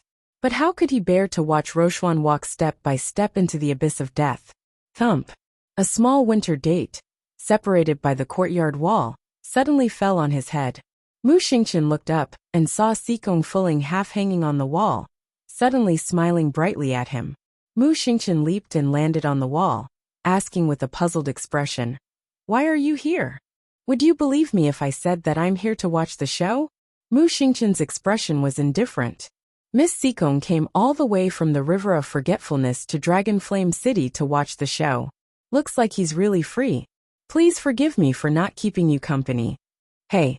Xikong Fuling tilted her head and grumpily yelled at him. You are such a boring person. Are you going to leave without even saying a word? You finally know that I came all the way here. As the host, shouldn't you take good care of your guest? There is little common ground between people of different paths, Mu Xingchen said indifferently. Miss Xikong, I advise you to return to where you came from. Don't cause trouble in the city. Who knows what my sister would do if she saw you? Xikong Fuling stomped her feet in exasperation and shouted at Mu Xingchen's back. The little stoic also has to be reasonable. I only came to the imperial capital of the divine prefecture for a stroll. Could it be that this stoic face will eat me up? Mu Xingchen ignored her and walked out of the door. Xikong Fuling crouched on the wall, stomping her feet in anger. The Mu family siblings were both quite abominable. Both of them could make someone stomp their feet in anger with less than 3 sentences. Xikong Fuling stared at his back and muttered, He's really heartless enough. Chapter 53-54. You were too fierce to eldest brother just now. You rebuked him until he couldn't say anything.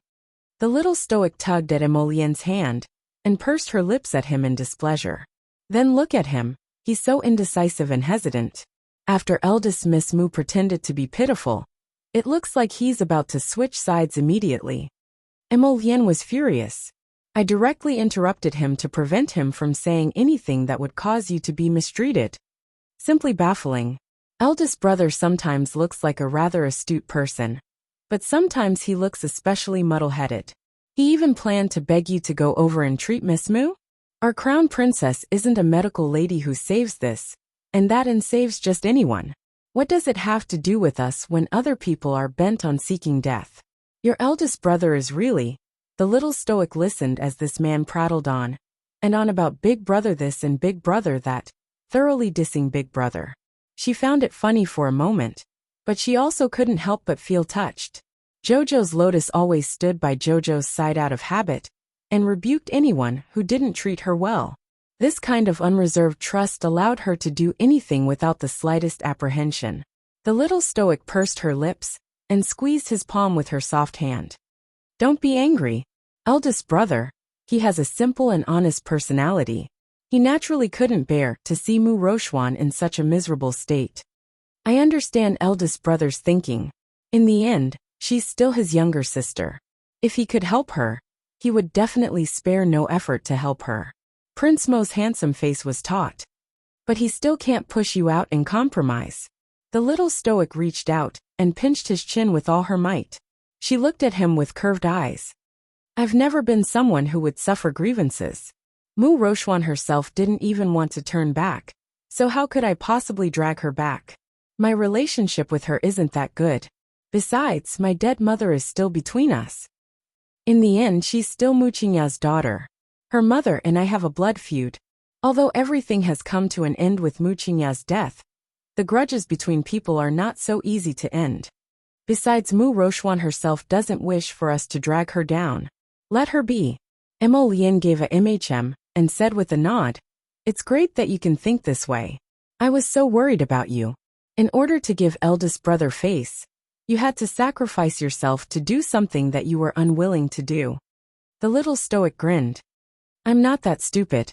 She looked tired and stretched out her hand to yawn. I'm still pregnant. I don't have that much energy. Mo Lian's eyes lit up. He quickly stretched out his arms and pulled his wife into his arms. Wife, I'll carry you back. You can rest along the way. If you want to sleep, you can lean on me and sleep for a while. The little stoic glared at him. If you openly carry me through the city gates, gossip will spread again tomorrow. Mo Lian lowered his head and pecked her. If anyone dares to be long-winded, I'll have you lead people to cut off those tongues. Arbor was both helpless and amused. She pinched his sleeve. Hubby. She yawned again and leaned into his arms. Then I'll sleep first. Sleep. We'll be home soon. The little stoic mumbled and quickly fell into a deep sleep. Right now it was like someone had set her time. When it was time, no matter where she was, she could fall asleep while standing. It was just this miraculous. You're tuning in to the Li Mei's Wuxia Whispers YouTube channel. We're so grateful for your support. And don't forget to subscribe to join us on this incredible journey through captivating stories. Your generosity through donations truly makes a world of difference, as it's the primary source of revenue that allows me to expand and enhance this channel for you. Thank you from the bottom of my heart for being a part of this adventure.